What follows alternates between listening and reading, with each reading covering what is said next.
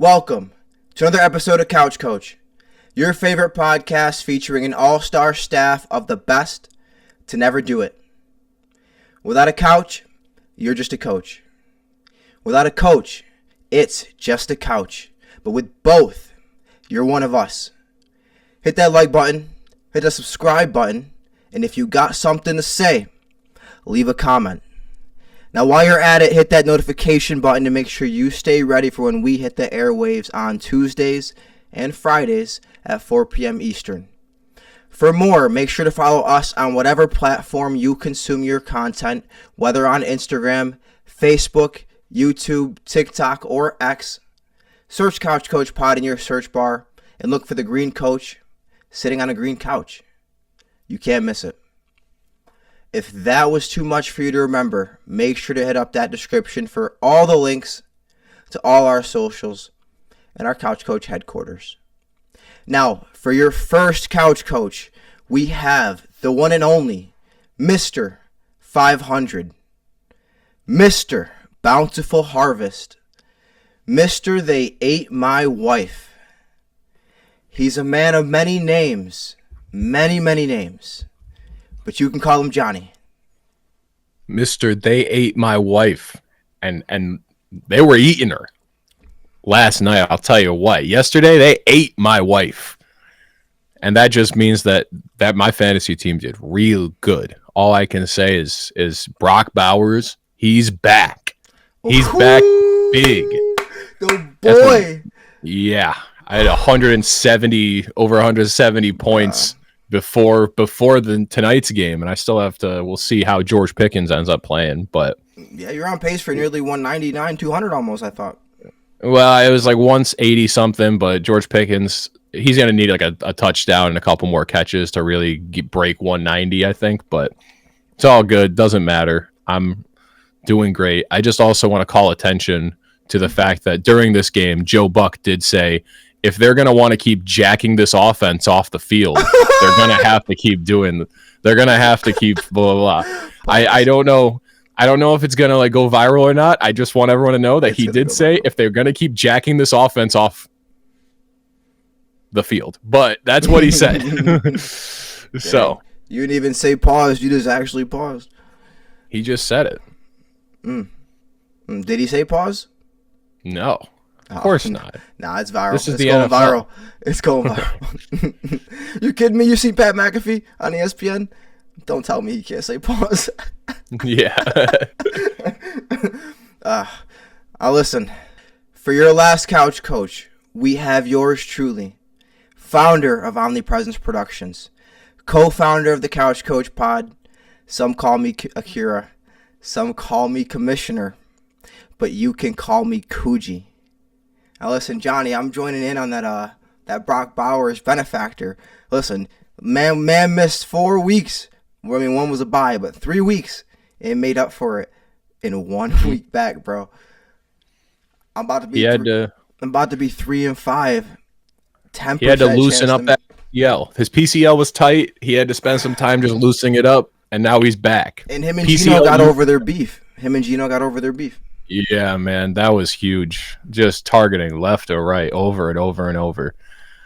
Like, that was good. That was good stuff. Nah, it was crazy. It's a good week though, Jonny. 3-0 on both sides. 3-0 on both sides. You know how I'm feeling? Listen. I'm feeling like Oprah. Here's what we're gonna Got me feeling nicey. Got me feeling like Oprah. So we go. You get a win. You get a win. Oh man. Oh, you man. Get a win. Oh, man. Let's go, baby. Let's go. You get a win. We all get a win, baby. She was complaining about how hot he was. 3-0. It was hot as shit in this room, boy. I'm telling you. And I was like, man, yeah, I guess that. I keep my house at a brisk 69, and now I realize you're wearing 3 jerseys. You're just hot as fuck for the bit. Because you know who the hottest team in the league is? The Broncos. But either way, baby. Couch Coach, perfect 6-0 this week. We'll get into it later. But Couch Coach, on the road to 500. We're getting there. We are getting there. We're getting there. But guys, listen. Let's get right into it with this week's Sunday headlines. The segment where we react to games for the people, by the people, Any upcoming games you want us to talk about, let us know in the comments. Now check this out, Johnny. Game number 1, Vikings stun Lions in Detroit. McCarthy outduels Goff in NFC North upset. In Detroit, the highly anticipated Tom Brady broadcast called an absolute thriller that has shaken up the NFC North standings. The Minnesota Vikings went into Ford Field and pulled off a stunning upset over the Lions. Quarterback JJ McCarthy made the big plays when it counted, leading his team to a massive divisional road win. Vikings win that game 27-24. Vikings go up to 5-4. Lions fall to 5-3. Vikings are going to go and play the Ravens at home, and the Lions travel to Washington. A Jayden-less Washington Commanders team at that. But Johnny, for the Lions, a tough home loss where the offense was held in check. Is the blueprint to beating Detroit now clear? Stop the run and blitz Jared Goff relentlessly? Yeah, I think that's always been the blueprint to beating Jared Goff, is that when he's under pressure, he folds. It's kind of, it's sort of similar to how to beat Mahomes, which is just keep him under pressure, keep him uncomfortable. It's the only way that you can really slow them down. But Jared Goff, it's worse because at least Mahomes is mobile. Yeah. And Mahomes can scramble and do stuff. Jared Goff's not capable of that. So he's looked great because he's been behind one of the best O-lines in the league for 3-4 years. But yeah, you start really blitzing him, their line isn't as good as it was. It's still good, but it's not as good as it used to be. That's gonna be the blueprint every time. So we'll see how it shakes out going forward. But yeah, I think that the Lions are going to be fine, but that's been the blueprint for beating Jared Goff. Yeah, I think to your point, Jared Goff, not only just last night or yesterday, but in general, just under pressure, different, and he's not mobile. He's not mobile at all. Funny enough, he can't run, but he can catch passes for touchdowns. Isn't that kind of strange? Yeah. But hey, when they don't expect it, it's easier. But anyway, no. That's just I think a flex when you have a non-mobile quarterback run out for a pass. That's just you flexing. You're just flexing. Yeah, or when they have their linemen. Oh, man, disrespectful. Oh, yeah. Disrespectful. But no, on no blitz, he had 130 pass rating. With the blitz, he dropped down to 71, so a complete noticeable difference. And this Lions team, they have 3 losses, but at least 2 of them, I would say, are kind of questionable when it comes to teams that you would expect to beat. And I know Green Bay, we expect them to compete in the NFC, expect that they have a chance to potentially win that division. But game 1, coming into it, right, Micah Parsons, fresh off the offseason drama, new team, that's a game you got to win. This is also a game you got to win. JJ McCarthy hasn't played in damn near a month and a half. Coming back, he played well. I don't know if he's the answer, but he played well. So no, this is a game you got to win too. So they've dropped 2 games they should have won. And Jared Goff, completely different under pressure. And if Gibbs and Montgomery, they can't be that 2-headed duo that we've seen. And we haven't seen Montgomery really do much the last month and a half. Since that game where we were talking on here, where he was going off, that game, he hasn't really done that much. Maybe 1 touchdown since.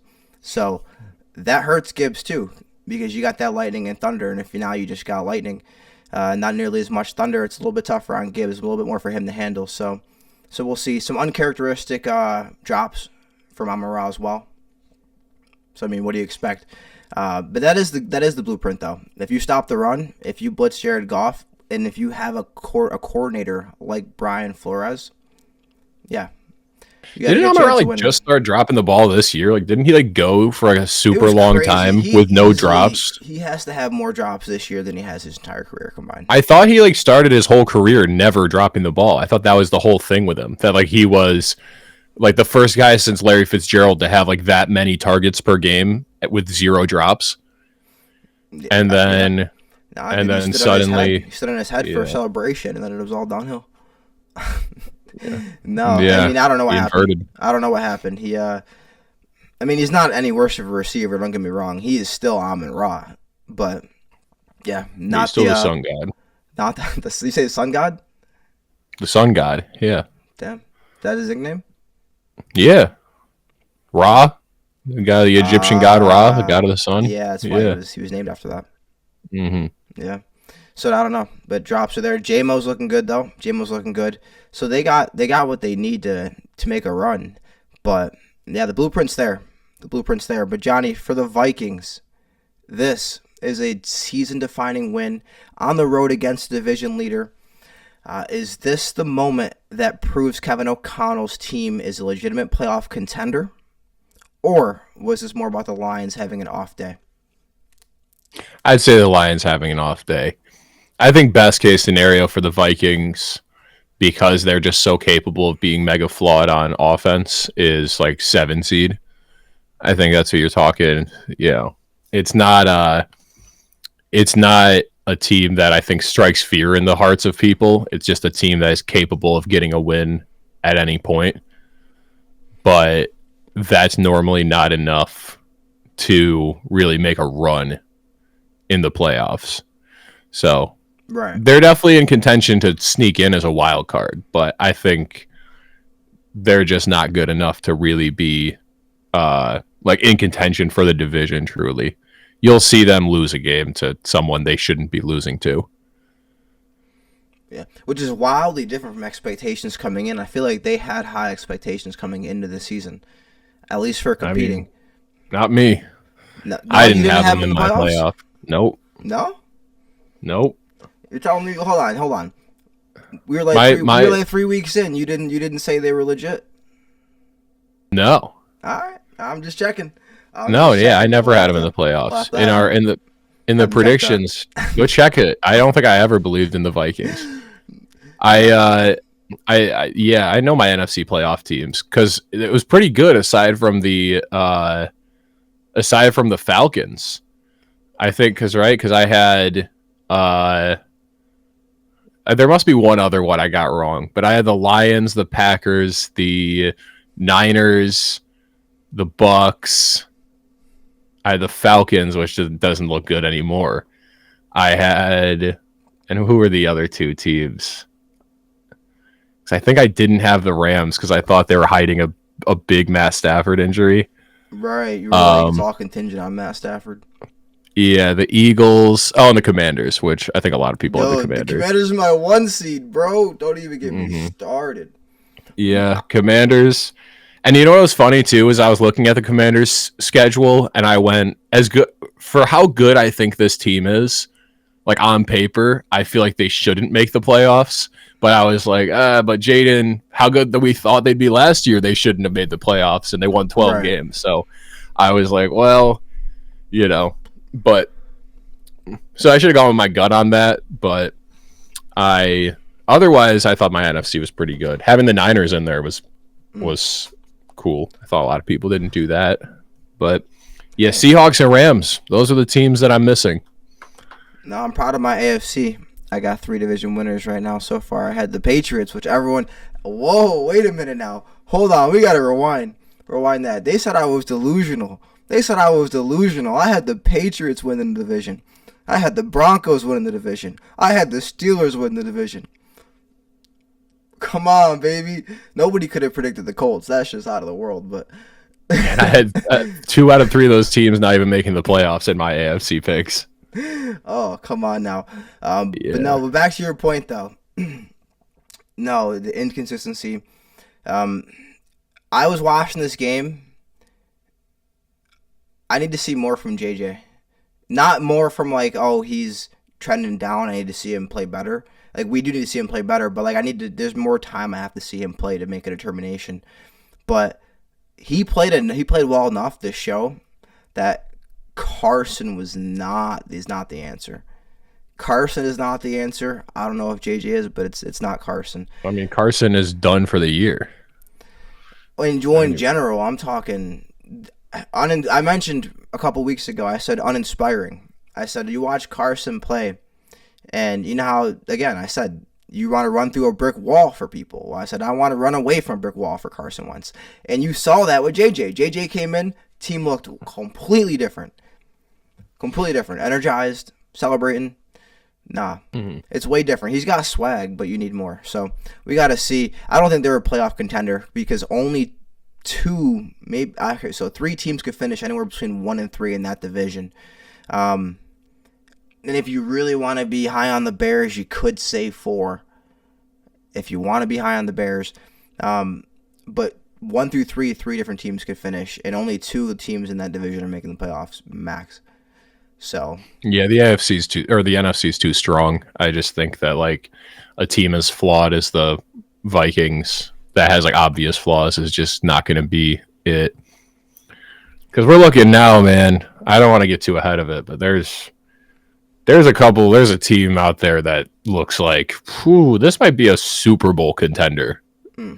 That I didn't have anywhere sniffing the playoffs, and now I'm like, as I've watched them this year, I mean the Seahawks. The Seahawks might be a Super Bowl contender. They are just that good. Will McDonald or Mike McDonald. Yeah, Mike McDonald's real on defense, and that offense is just. I thought that Sam Darnold was going to break an NFL record last night. Like, at the pace he was on, he almost had 5 touchdowns in the first half. Yep. Like, it was just dirty. So, yeah. No, he's going off. We'll get into that, though. We'll get into that.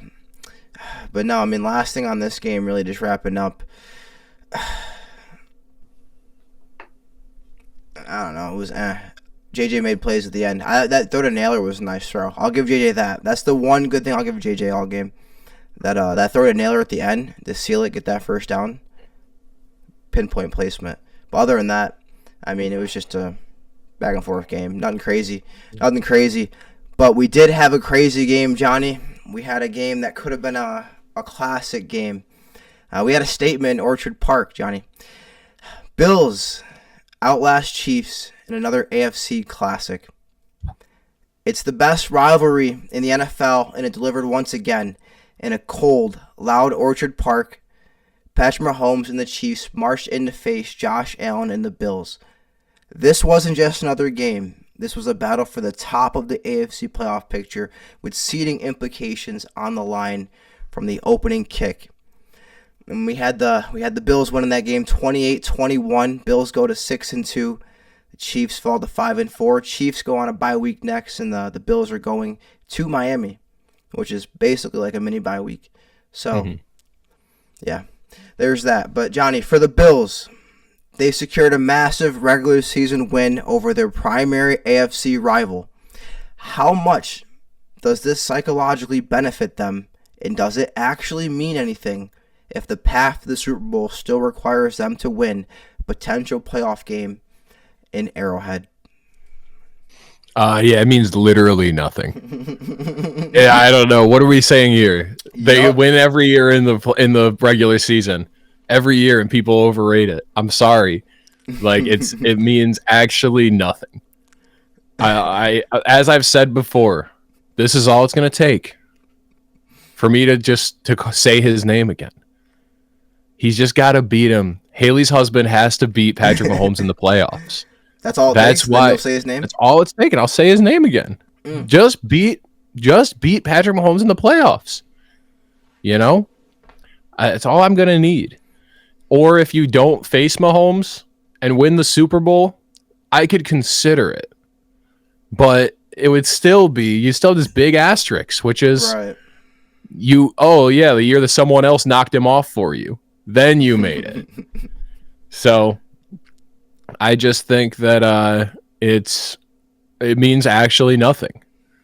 If they had like a even split in the regular season through their careers, then I would be like, all right, maybe it means something this year. But the fact that you beat them every year in the regular season and it means truly, it does not translate to the playoffs a little bit. Not at all.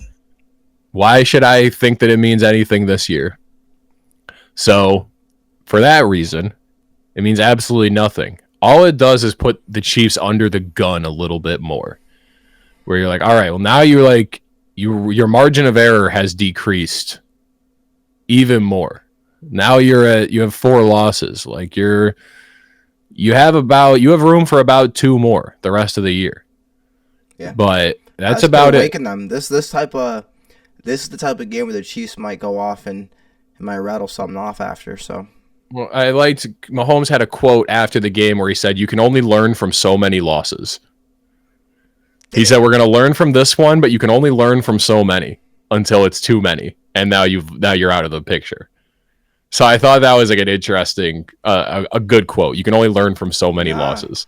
He's speaking facts, and hey, this man has lived in the AFC Championship game in the Super Bowl, so to think that he doesn't know what he has to do to get it done is, even though I don't believe him right now, you know what I'm saying? Like, from the beginning of the year, I've been saying dynasty over, right? We've been calling it. You haven't been calling it because obviously you believe in him. But I think my favorite take on the Chiefs this year was I saw at the beginning of the season or like early in the season, Nick Wright said, if the Chiefs flame out this year and they, miss the playoffs, then it just means that they had the second best dynasty ever. And that's fine.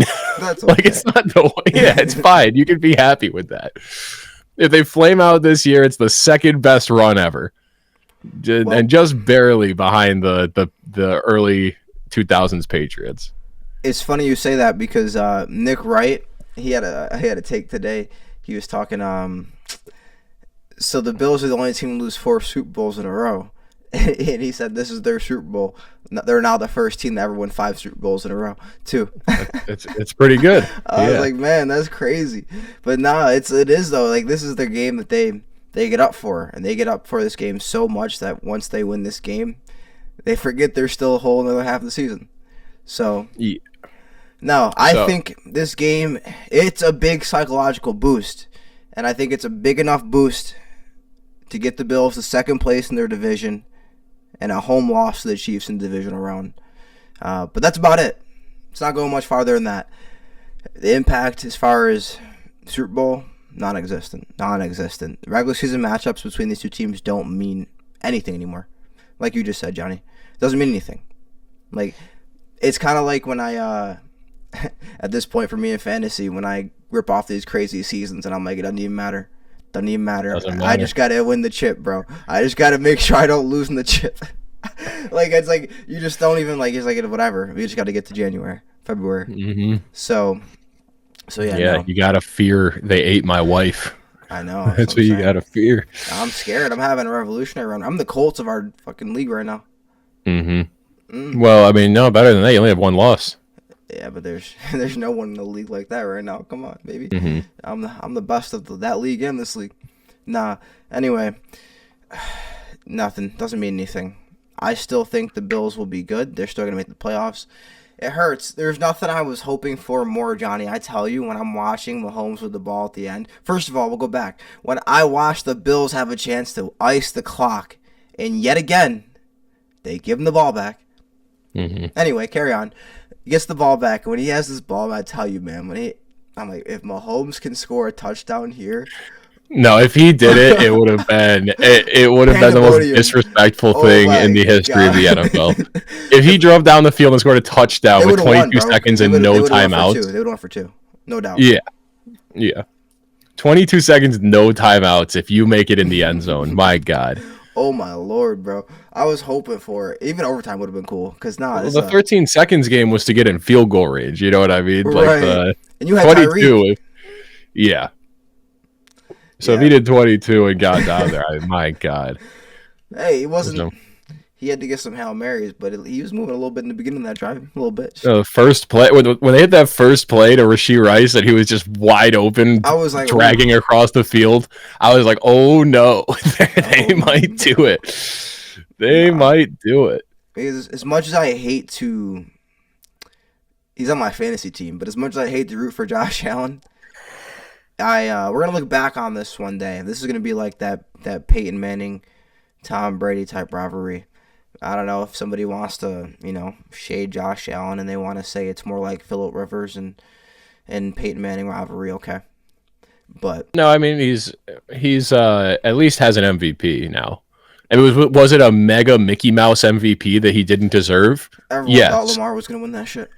Everyone thought Lamar was going to win it. If it was just between Lamar and Haley's husband, it was 100% it should have been Lamar. And the only reason it wasn't Lamar was because of MVP voter fatigue.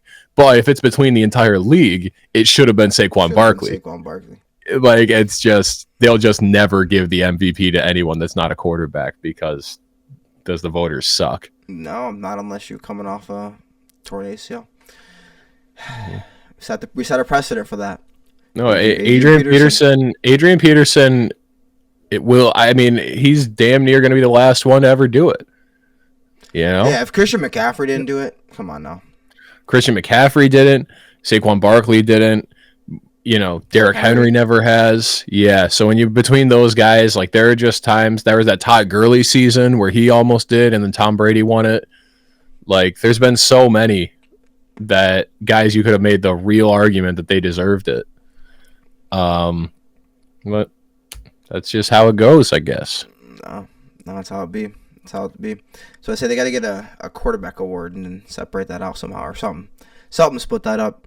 But Johnny, for the Chiefs, at 5-4, they're still a top contender, but this loss highlights their razor-thin margin for error against elite opponents. What is the single biggest concern for this Chiefs team as they enter their bye week?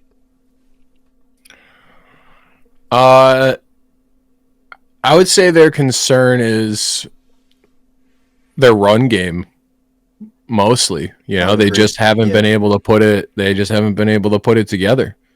So, you know, we'll see if they make a move at the deadline, and if they don't, God bless them. But you got to make sure that you got to get real creative with your run game. Then, especially, I don't know how long Pacheco's going to be out, but he's clearly not the answer. No, Rashee Rice and Xavier Worthy are their best running backs. Yeah, Mahomes is their best running back. So, they just got to figure out what they're going to do for, you know, out of the backfield. And there's a lot of options out there. You know, it just depends on what you're willing to pay. But, you know, like you said to me off camera, maybe Chuba Hubbard's available. There's Achane might be someone you can go for. The Jets have said that they're not going to trade Breece Hall unless there's an offer they can't refuse. Which just means we don't want to make him mad, but we're listening. Yeah, I mean, it's just there's a handful of guys out there that you might be able to go after. So we'll see what happens. Brian Robinson, back up to C-Mac right now. Yeah, it's an interesting one. I think that maybe they're a little bit too spurned from the McCaffrey injury last year that they're like, nah, we got to keep him here.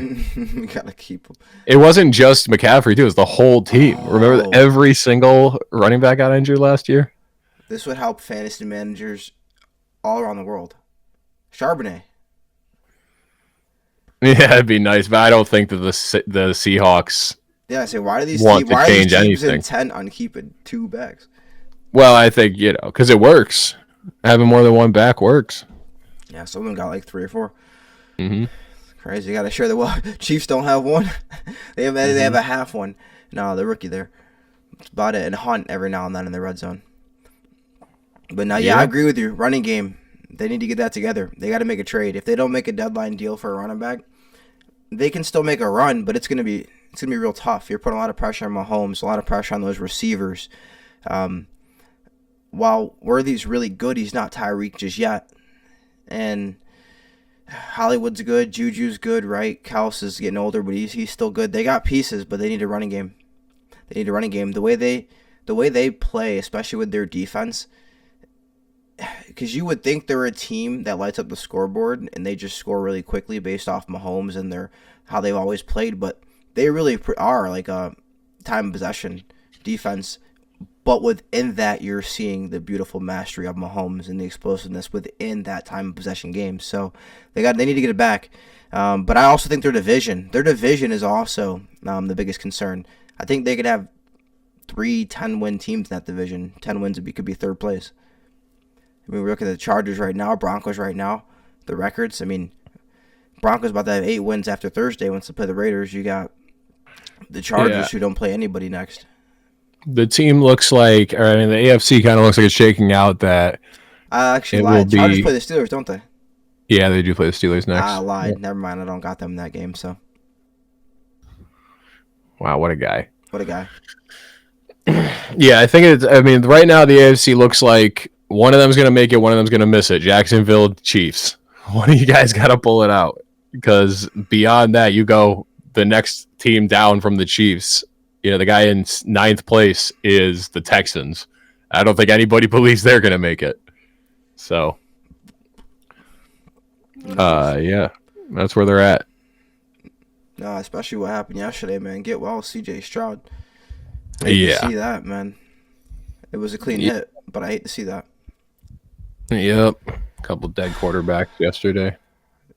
A couple who, yeah, we talked about him. Yeah, Jayden. You keep forgetting that Jayden's season's done. I don't want to believe it, bro. His season's not done. He said he could play next week. Oh, yeah. I play next week. Listen.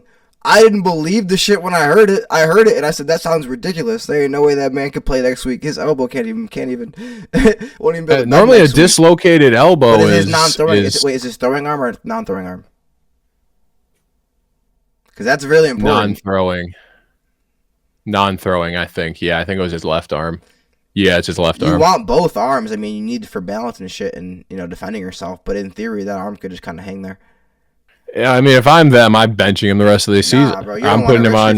They've already done this. I mean, okay. Yeah. I already said we don't want to compare to RG3, but like if you're that team who's already made a decision similar to this before in the past, and you made the opposite decision, make the opposite of that one this time. So yeah, he's and it's over. I mean, they're done. Yeah, they're 3-6 in a loaded NFC. Where Game's what are they over, like? But shit. Yeah. Oh, I mean, he shouldn't have been playing anymore at the point that he got injured. I've heard it both ways about giving the coach flack and not giving him flack. I don't think it's like the worst decision ever, because you're just like, keep him out there. Like, it's good to put something together for next week. But, you don't want to look like you surrendered too hard. But they surrendered in the Chiefs game last week way worse. So I'm like, if you're going to surrender in the Chiefs game, why aren't you surrendering in this one where you were down by even more? Right. So I don't know. Yeah, it doesn't make any sense. But now the last thing I got to say on this game, Johnny. Speaking of trades, the Bills got to get a receiver, bro. I'm sorry. I'm fading your Coleman prediction. I'm fading it hard. I'm fading my Coleman prediction hard now, bro. I just learned that you can't trust Deion Dawkins. He's a liar. He's a cheat. He's got a good heart. It was well intentioned. Listen, the Bills don't have a single receiver on their team that would be a number 2 on any other team in the league. I swear to God, bro. They just got it's like the island of misfit toys, bro. They just and then Keon Coleman. Like he's the only person you could argue is like, all right, we might have something here eventually, hopefully. But they got to get something, bro. Josh Allen is throwing nuts and bolts out here. But yeah, they got to get something. But I don't see them going deep in the playoffs either. Because again, they'll play the Chiefs, they'll lose to the Chiefs. Chiefs will play the Broncos, lose to the Broncos, and again, I had the Broncos in the Super Bowl. I had the Broncos. Broncos are the best. How about that? Look at that, 7-2, best record in the league. I had them in the Super Bowl. Come on now, it don't get better than that. I had my favorite team not making the playoffs. I know. So. You were hedging your bets. I almost put you in here as Mr. Hedge My Bets. Okay. I am a bet hedger because you got the A-Rod hedge on the record, and then you also you didn't pick them to make the playoffs, but if they make the playoffs, that's good for you, and you're wrong. So you hedge your bet there. But if they miss it, you're right and bad for you. So, man, yeah. Getting off track here, Johnny. We got another game here. Actually, this game was crazy. I don't know how much of this game you watched, Johnny. I had to replay this game a couple times, but unbelievable shootout in Cincy. Bears stun Bengals 47-42. An offensive masterpiece. Get your calculators out because the scoreboard at Paycor Stadium could barely keep up. The Chicago Bears and the Cincinnati Bengals combined for 89 points in an offensive showcase for the ages. Joe Flacco and Caleb Williams dueled all day in a game that threw defense completely out the window, lighting up fantasy football scoreboards everywhere. Bears won that game 47-42. Bears go to 5-3, up next against the New York Giants. Bengals fall to 3-6, and they go to a bye week. But Johnny, for the Bears, this is a monumental road win fueled by a historic performance from Caleb Williams.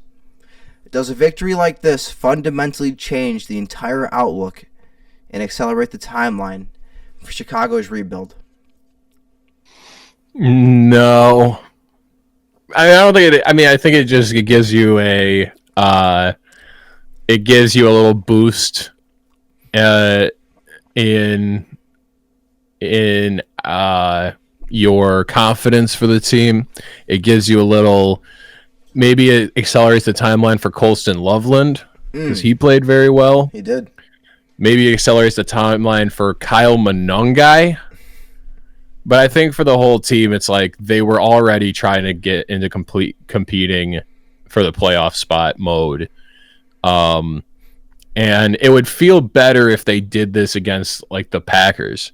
But they did this against the Bengals. And the reason that we both picked the Chicago Bears in this game is because we went, well, their offense isn't amazing, but they have just picked apart bad defenses. No. They really have. It looks like the best offense ever against bad defenses. Right. So I'm just like, I'm not going to say that it means anything super all-encompassing yet, but I think that it's just it's a nice building block to go off of. But once again, you're talking about an NFC where it's so competitive and so deep that it's just going to be really hard for these teams that have very obvious flaws to think, to think that competing for a playoff spot is in the cards, or is going to be that attainable. So we'll see. It's definitely good, but I don't think that it changes where they're at. I like that point you made about the Cowboys reference. I had that written down a couple times in my notes because I said Caleb does. I think it's good, like you said. Like, you feel good. You get a little boost. Mm-hmm. But Caleb is finally doing now against teams that he should be playing well against. He's doing what he should be doing. And that's great to see. You want to see that because oftentimes with these young quarterbacks, especially quarterbacks that play with his play style, you see them play down to their opposition. So it's good. You see him going off like this. But I wrote down here, we need to see it against a team like the Broncos. Like, we need to see it against a team that has a good defense. So that would solidify it for me as far as Caleb, as far as the Bears offense. Unfortunately, we're not getting that with them next week with the Giants. They're about to be 6-3. Which would be their best start, actually, I want to say. And since that year they went 10-6. Yeah, they had that one Mitch year where they were really good. Double doink season, yep. Yeah. So I don't think it accelerates it. It does, shows what we already knew. I think they're a gritty squad. They got an up-and-coming, bright young head coach. They got a top young quarterback in the league. But 5-3 is a lot different than 4-4. So they had to get this. That's a big boost. It's a big boost right there. But Johnny, from a league perspective, are these high-scoring basketball on grass games that light up fantasy football good for the NFL, or do you miss the gritty 17-14 defensive battles of the past? If you say that you prefer a gritty, grinded out 17-14 defensive battle, you are lying. You are a liar. I don't believe you. Everyone prefers a high-scoring offensive shootout, and I will not have it that you say that it's better. It's the same thing with the NBA. Oh, you like it better with the hand check era where people were just running into the paint and crashing into each other. Clotheslining. I like paint-based basketball. I like post-heavy basketball. I want to see a big man dribble backwards 5 times in the paint and try to throw the ball up. That's really what I like. Pick and roll, get it out of here. Pace and space offense, I don't like it. Like, I don't know. Yeah, obviously it's good. I think high-scoring games are great. Like, one of the best games of this season. The Bills-Ravens 41-40 game, that was pretty good. The Thursday night Steelers-Bengals, that was a big shootout. We all loved that. Everyone's going crazy about this game. One of the best games of all time, the Rams-Chiefs back in the day. Yeah, what was that, 53-50? Something crazy. Or 53-51 or whatever. Yeah, it was. So, everyone prefers a high-scoring game. What are we talking about here? And I just can't trust you as a man if you tell me you don't. No. I think you're lying. I think you're an agenda pusher. You don't actually believe what you're saying. You're an agenda tush pusher. Mm-hmm. You're agenda tush pushing, and I don't want to hear it. Man, what a great week of football it was. Not one tush push. Not one tush push. Oh my god. Maybe the Bills might have tush pushed a little bit. I was wondering, I'm not gonna lie, I was wondering why. I was like, this is the first week where I was like, man, I'm hyped to just watch all 9 hours today. Mm-hmm. Because you don't have to watch. You don't have to watch Jalen Hurts get his ass shoved by a bunch of grown ass men.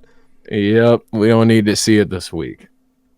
At least when the tight ends do it, they give them some distance. It's so funny because I don't despise the Eagles as a team. I don't even have a problem with Nick Sirianni or any of that. I just can't stand the touch push. It has really soured on. I've soured on it so deeply.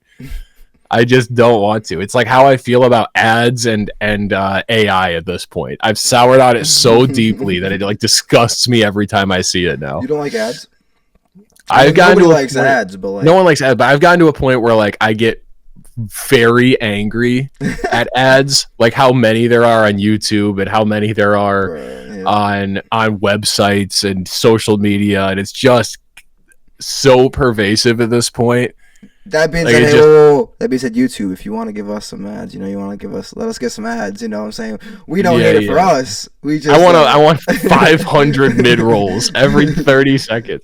Who's the worst about mid rolls? Bill Simmons is terrible about mid rolls. He puts so many in his videos. It's actually offensive. What do you hate more? Do you hate the ads that actually go to ads, or do you hate the in recording ads more? No, definitely ads that actually go to ads. Okay. I would much rather take the in recording. I can skip over them, or it's whatever. It's more that it's usually cool because it's kind of. I'll put on a podcast. I'll put on a podcast and I'm working or I'm trying to go to sleep and I like to hear a little chatter, and then it's just I'm sitting there laying in bed.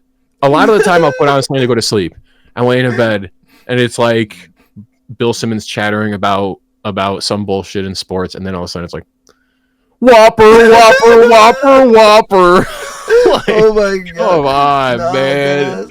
I just picture you just laying in bed and now you gotta get the fuck up or you gotta listen to this ad. But they got those the forever ads, bro. You ever had one of them where you just I'm gonna let it play out and it never plays out, bro? Dude, I watched a whole ass podcast inside of an ad. Yeah.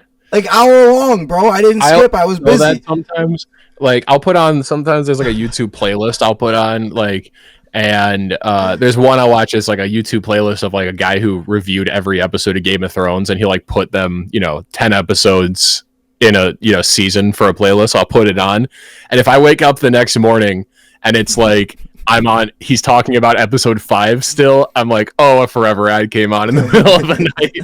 A 2-hour ad came on and I just slept through it. But nah, bro, they're they collect the money off people not paying attention. That's genius. Yeah. I've just gotten really I just get so mad about it. The only thing I can give YouTube a little credit for is they've stopped giving me mobile game ads, because it drove me crazy because I don't play mobile games. I don't download them. I don't play them. Just any of them. It constantly fucking mobile game ads. I don't play. I'm not the guy. Advertise it to someone else. Advertise me women's clothing for all I care. Stop advertising me. At least, you know what I mean?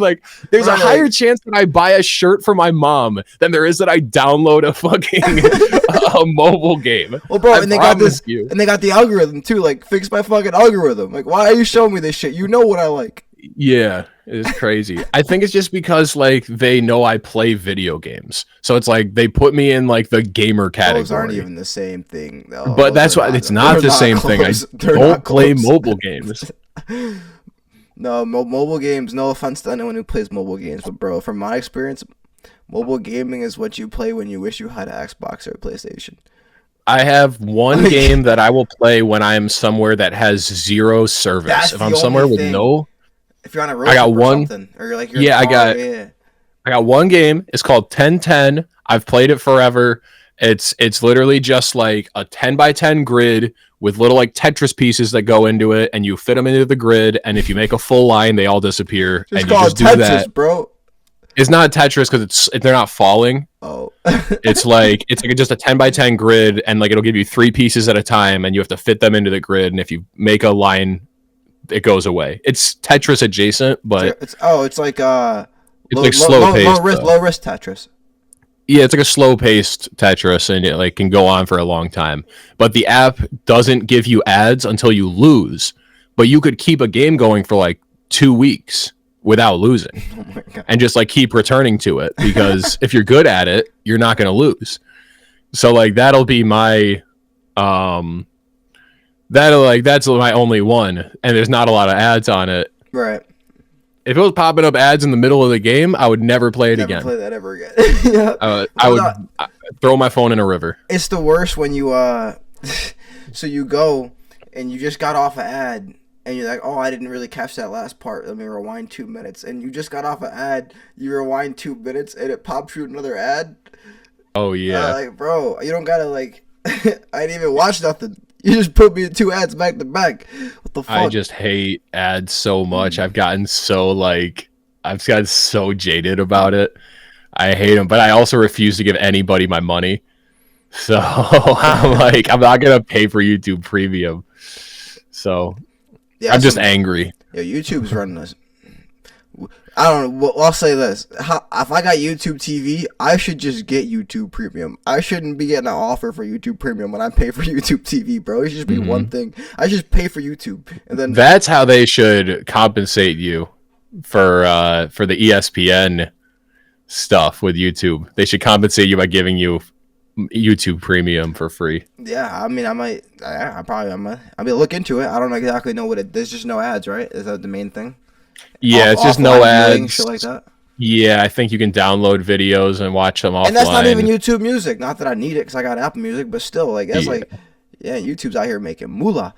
But no, yeah, cut us a piece, YouTube. Let us know what's good. Yeah. But no, that's what I'm saying. That's the one good thing about YouTube TV, though. Outside of the fact that they don't know how to negotiate with ESPN right now. They got this thing called Zen. So, like, on your commercials, you don't have to do commercials. You can hit skip, and it plays, like, this peaceful, like... Oh, I've seen that, scenic. yeah. And I'm like, this is kind of cool. Like, I'm just, like, chilling. Yeah, it's definitely better than... The other two options are either watch the ads, or there's the NFL Network version or the NFL Plus version, where it just goes... Dun dun dun dun dun dun. Oh, dun, commercial dun, break. Like, We'll be back soon. We'll be back soon, and it's just playing the most annoying like dubstep shit. Like and you're it's been playing Madden 13 for 5 years. It's like dun dun dun dun dun dun dun. Dun. I know I could do that whole song easily from memory because I've heard it so many times. That'd be a fire elevator song though. Nah, back to the question though. Yeah, I think it's because you said, like, because you compared it to ads and how you hate ads and whatnot. But I think that we were talking about the tush push, I guess, technically. Yeah, but I just know it's great for football, but it's also great for football in the sense of one of the biggest avenues to bring in fans, to bring in people. Even myself as a football fan, I follow football more from the moment I started playing fantasy football. Because now I'm not just watching my team. I'm watching any team that my player plays on. And if there's a game where I have players on both sides of the ball, on both teams, now I'm really watching that game. And I might not even care about those teams. So, yeah, that's good for football, right? The fantasy impact. And we're looking Caleb Williams, Monangi, Connor Loveland, Joe Flacco, T. Higgins, Jamar Chase had a medium game, but all went off. You really have like a special gift for pronouncing names wrong. It's actually beautiful. It's Monangi. Monangi? I say Monangi. Monangi? Yeah, Monangi. Yeah. You know what? I'm sorry, Kyle. I'll get your first name. Yeah, Kyle. The craziest last name, and his first name is was a white dude name. Yeah. And Kyle might be the whitest name that exists. It might be. I know more white Kyles than any. Yeah. But so no, it's good. But I also think that it's not really a conversation because these games happen a lot less frequently than we like to think. Because in the midst of this game, we just watched a 18-15 game. Yeah. Like a touchdown at the end, one in the beginning maybe, and then field goals. So we did say that game would be a real grind. I had you quoted on that, Johnny. You said 17-14. It was 18-15. So you were basically... I was close. You had the spread right, but you had the points 1 point off. Yeah. Yeah, because you were I think it's 24-21 or something, and I was like, I think it's lower than that. But you were under, though. You were under, so Price is Right rules, you can still win. Yeah. Perfect. But no, so it happens less often than we like to think. It stands out, and I think it stands out especially in this case because it's the Bengals. Bengals are terrible. They're depressing. I mean, depressing. This team, I'm watching this team, they could be a playoff team without Joe Burrow. And if they just had a top 20 defense. Mm-hmm. A top 20 defense. And they all, I don't know if you saw how much of the interviews you saw after, but the offense is not. I saw the Chase Brown one where he was real mad. Well, it's embarrassing. You're professionals. No, and you just scored, bro. You imagine, you just scored, took the lead. You sit down, get a drink of water. Next thing you look up and you lost the game. Yeah, you're professionals. You get paid millions of dollars, and you're getting absolutely obliterated. 500 plus yards back-to-back games. Yeah, it's just disgusting. Yeah, and the fact that they did nothing to address it over the offseason, aside from draft Shamar Stewart, get in a fight with their best player. all they did was alienate their best defensive player and then draft a guy who seems to have been overdrafted and didn't want to play for them either. So it's all right, cool. So you did nothing to address it. All you did was re-sign. Once again, it's not an overpay for T. Higgins in terms of his talent. It's overpaying for a wide receiver too, though. You should not be spending that much money on your second wide receiver. Right. That guy, it's just crazy. You need to address your defense, and now you're just not going to be able to do it. So too bad for the Bengals. Yeah. Yep. Yeah, you're going to, you're verging on complete breakdown, complete teardown. Yeah. No, yeah, Zach Taylor's done. You think? Oh, hold on. You think he's done? You don't think he can salvage it himself? No shot, because you have to do something. He can just fire everybody else. I mean, he already fired the D coordinator, and that D coordinator is looking great. So. Oh yeah. I'm Lou Anarumo is one of the best defensive coordinators in the league. That's how bad their personnel is. He's a great defensive coordinator. He's the only guy that figured out Patrick Mahomes. He made that man look bad. Yeah, it's there's two guys that figured out Patrick Mahomes. It was Lou Anarumo and Todd Bowles were the only guys that did it so far that really knew how to get at him. And then the Eagles did, but I think that was just more of a symptom of how bad the Chiefs O-line was. And even then, Todd Bowles was kind of the same deal. Their O-line was just shit, and he attacked it. But I'm talking way back in the Bucs Super Bowl when they won it. Yeah, no, they harassed him. And even then, their people were like, that defense played so well that they had people saying Mahomes looked like they were showing Mahomes sideways in the air getting destroyed. He looks like a Hall of Famer. Yeah. Because he's just making miraculous plays. Mm-hmm. Yeah, no, they gotta tear it down. Maybe they're a good spot for Mike McCarthy, stepping stone, somebody who's adult. Something. I think they'd probably bring in a defensive guy. I don't think they need an offensive guy. The offense will work. Joe Burrow could coach the offense for crying out loud. Yeah. They don't need an offensive guy. No. Something. But it's over for this year. This year they're in Cancun already. Mm-hmm. But last one, Johnny. I'm sure you're excited about this one, Johnny. Defense and turnovers. Steelers grind out upset road win in Indianapolis. It was a classic, hard-nosed AFC battle in Indianapolis with significant AFC wildcard implications. The Pittsburgh Steelers and their punishing defense, led by TJ Watt, forced 6 turnovers to impose their will on the Indianapolis Colts in a game defined by physicality and mistakes. Now, Steelers win that game 27-20. They go to 5-3. Colts fall to 7-2. Now at a 3-way tie. First place at 7-2. Next up, Steelers go into the Chargers. Colts play the Falcons. Now, Johnny, for the Colts, they entered the game 7-1 and looked like a Super Bowl contender. How much does a 6-turnover meltdown at home shake your confidence in them going forward? Not a ton. I think they just got to pick it up. Like, you just got to beat the Falcons in Berlin. You got to go to Berlin and beat the Falcons, and then it can all be salvaged. If you choke against the Falcons, that's when you start having real problems. They'll still make the playoffs. They've won too many games not to. But right. You're like, everyone's allowed to have a bad game from time to time. I think the only reason people are freaking out more is because it's Daniel Jones, and he used to have these all the time, and he hadn't done it for a while. But the Steelers did this to the Patriots, and no one's freaking out about them. They forced 5 turnovers in the Pats game. So I think it's just you can recover from a loss like that, because they only lost by 7 even with 6 turnovers. You can recover, and not to mention Jonathan Taylor was non-existent in that game. So when your best player doesn't show up and you turn the ball over that many times, it's bound to happen. So make it an aberration and you'll be fine. Carly Ursay is not going to let this happen and not going to let this hold them back. She's only witnessed 2 losses in her short career on the sideline. Yeah. So we'll see. She's not going to let this continue. We'll see how she's going to go. She's going to go to Berlin, and you think she'll be there? Of course. She can afford to go there? I'm just kidding. What are you talking about?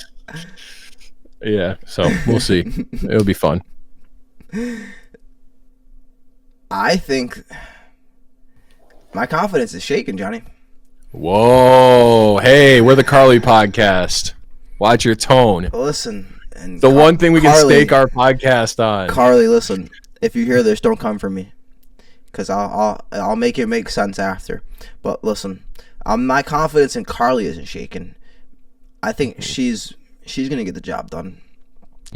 She'll get under center if she has to. But I'm just saying, like, this team could lose out the rest of the year, and I know she's gonna do whatever it takes to get back to the spot. You know what I'm saying? Like, she'll tear it all down, start it back up again.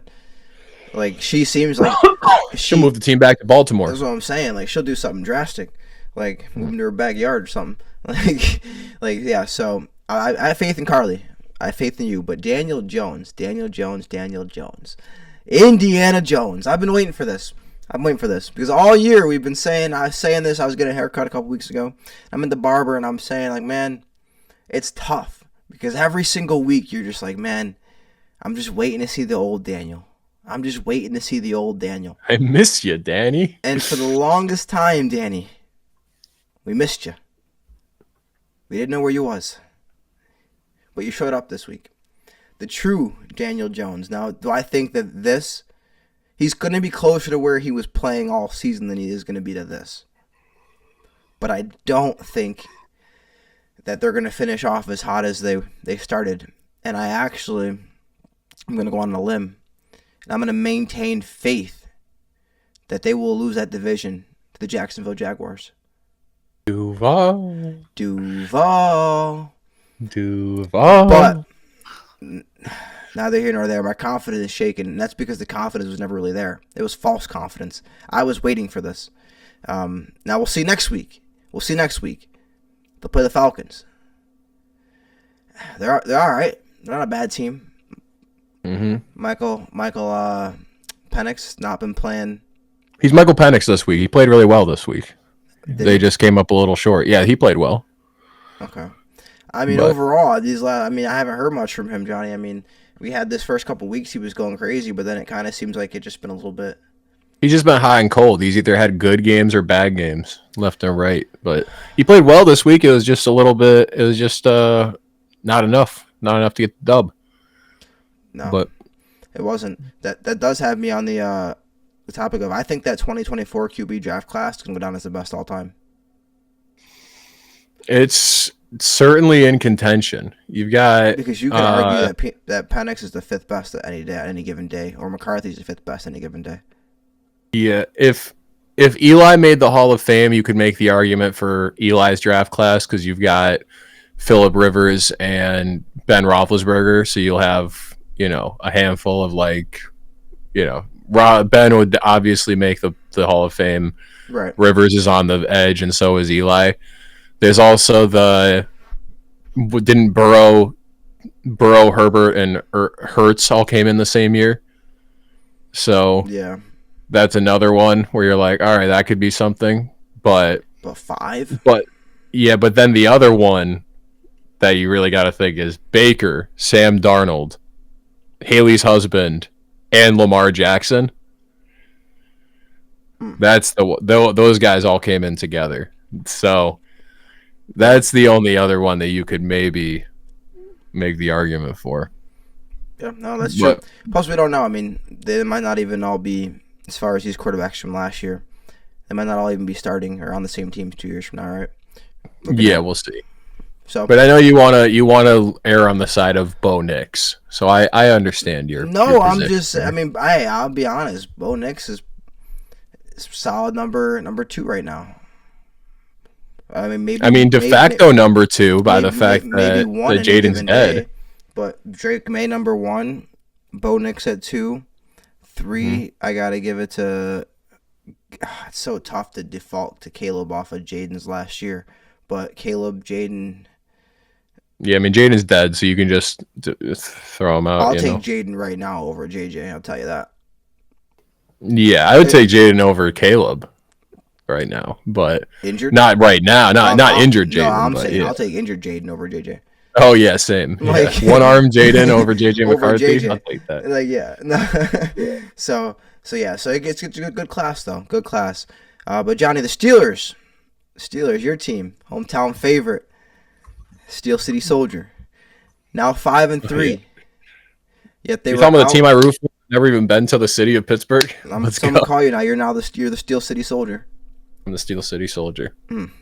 5-3. Yet they were outgained by over 100 yards. Is the formula of relying on a dominant turnover-creating defense sustainable for a deep playoff run, or is it a house of cards? Hell no, it's not sustainable. What are we talking about? Relying on a turnover-heavy defense. No shot. That's never sustainable. All that to be said, though, if the defense just needed to be better, and it was nice that they showed up and did something better. Yeah, that was what I mean. That's what the Steelers needed was the defense to pull that off. The offense has been just steadily fine to good all season. Rodgers has been doing a good job. So the question is, can you maintain this? Like I said, I think Tomlin might have had like a come to Jesus moment with the team where he just went, you assholes are the highest paid defense in the history of the sport. There has never been a defense that got more money in the history of American football, and you guys are choking out there this hard. You look pitiful. Like, what?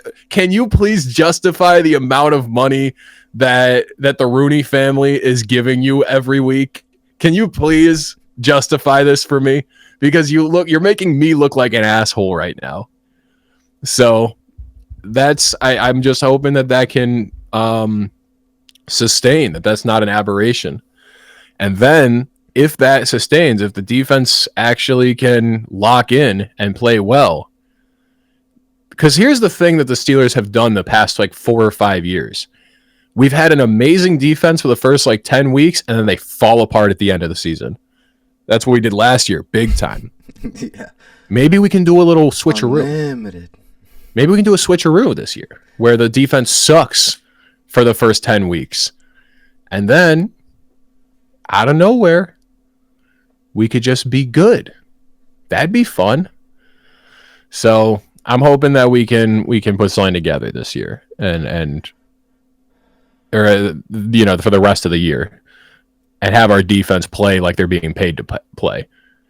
And if we do that, then who knows? We could win a playoff game.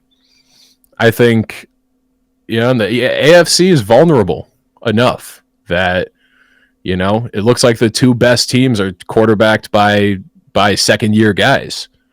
So, as good as they are, that means that there is opportunity to take advantage. Yeah. No, Drake may never been in the playoffs before. Bo Nick's been there once, but one and done. So, now they're in new spots and never been in before. Neither of them ever been on a team this good before. So, and that definitely, Mike Tomlin definitely would have an advantage on a young quarterback, I would think. As far as just schematically, strategically, he'd have an advantage. Yeah, I got to give credit to Aaron, though. I mean, he's just been better this year than I ever expected him to be. It's just like he has impressed me. He has just been good, and not just as a player, but as a teammate, has been really good. And maybe it's just like you have a coach that you respect, and like Tomlin's just not going to put up with it, and he's not here for any nonsense. Tomlin is maybe that's just what it is, and that was what it took for Rodgers to stop freaking out. That LaFleur maybe just didn't. He thought LaFleur was a little boy. And he definitely didn't respect anybody that he was being coached by when he was in New York. No, he picked them. He picked half of them. Yeah, and now you got Hackett. Does that you got even Tomlin. Have a job? Oh my God! I hope not. I hope not. He's probably like an assistant quality control offensive coach. Yeah, what's he up to? Let's think of. Do you think that Nate Hackett is? He's got to be an assistant somewhere. He can't just not have a job. The NFL. Every coach that ever gets fired has a job somewhere. Former head coach of the Broncos. What is he doing right now? Oh, he does. What's he doing? Defensive analyst, Green Bay Packers. Really? Which is crazy. It's so weird to me when I see that. Why do guys that flame out on their side of the ball always get another job and then they go to the other side of the ball? I guess if you're an offensive coordinator, you would be better at evaluating how to pick apart a defense. So you also could then understand how to better equip a defense and I could pick the part. Or is it he's a defensive analyst? Is he analyzing other teams' defenses or his own team's defense? I guess it doesn't matter. Oh, I didn't even think about it like that. I figured it was his. Yeah. Maybe just defense in general. I don't know. That's a great question. That's an answer for LinkedIn right there. Oh no. Yeah, He's got a job though. He does have a job. I'm surprised though, Johnny. I'm surprised that you don't think it's sustainable. Because I'm just saying that the turnover aspect, it's like turnovers are opportunity. Oh, well, yeah, you're not going to get 6 a game. I mean? That's crazy. I had to do a double take. I saw 6 and I just had to check it again. Yeah. Well, we had 5 against the Patriots. So it's cool. I mean, I think the Chargers game's a big game. That's like a big game. We win that one, then it's like, okay, maybe we can keep this rolling because we kind of have to. I was saying like we kind of had to go 2-3 over this like Packers, Colts, Chargers stretch to like stay in, to keep our lead over the Ravens going. Because in all likelihood, the Ravens are just going to rip off a bunch of wins. So we have to win this because we know that coming down the stretch we have to play the Bills, we have to play the Lions, we have to play the Ravens twice. So we just had to lock in. And I think the Chargers are a very beatable team. They showed us that this week. No, very beatable. Very beatable. I mean, none of us, neither me nor you, or Caleb for that matter, really believed in Herbert. And then kind of proved us wrong briefly. But since then came back. So no, they're very beatable. I think the Chargers ultimately fall down the third in that division. It's all said and done. Chiefs catch him, but not the Broncos. Yeah. No, I think it's sustainable though. I mean, in my experience, if you're gonna win, it's got to be by defense. I've never seen a team. I've seen more teams win with a great defense than with a great offense, and I've seen more defensive teams win the matchup of great offense versus great defense. So if there's any side to be on, right, the Steelers side or the Bengals side, they're on the right side. As far as defense run game wins championships. I'm a little worried about Warren. I don't know if he's him. Definitely not. And he's solid, but he's not. I don't think they have anybody behind him that's really gonna. I mean, Gainwell, but he's a gadget guy. They get some catches every now and then. So that's really the big thing. That back, Warren's got to play well. He's got to play well. He's got to play above his ADP. You know what I'm saying? That's true.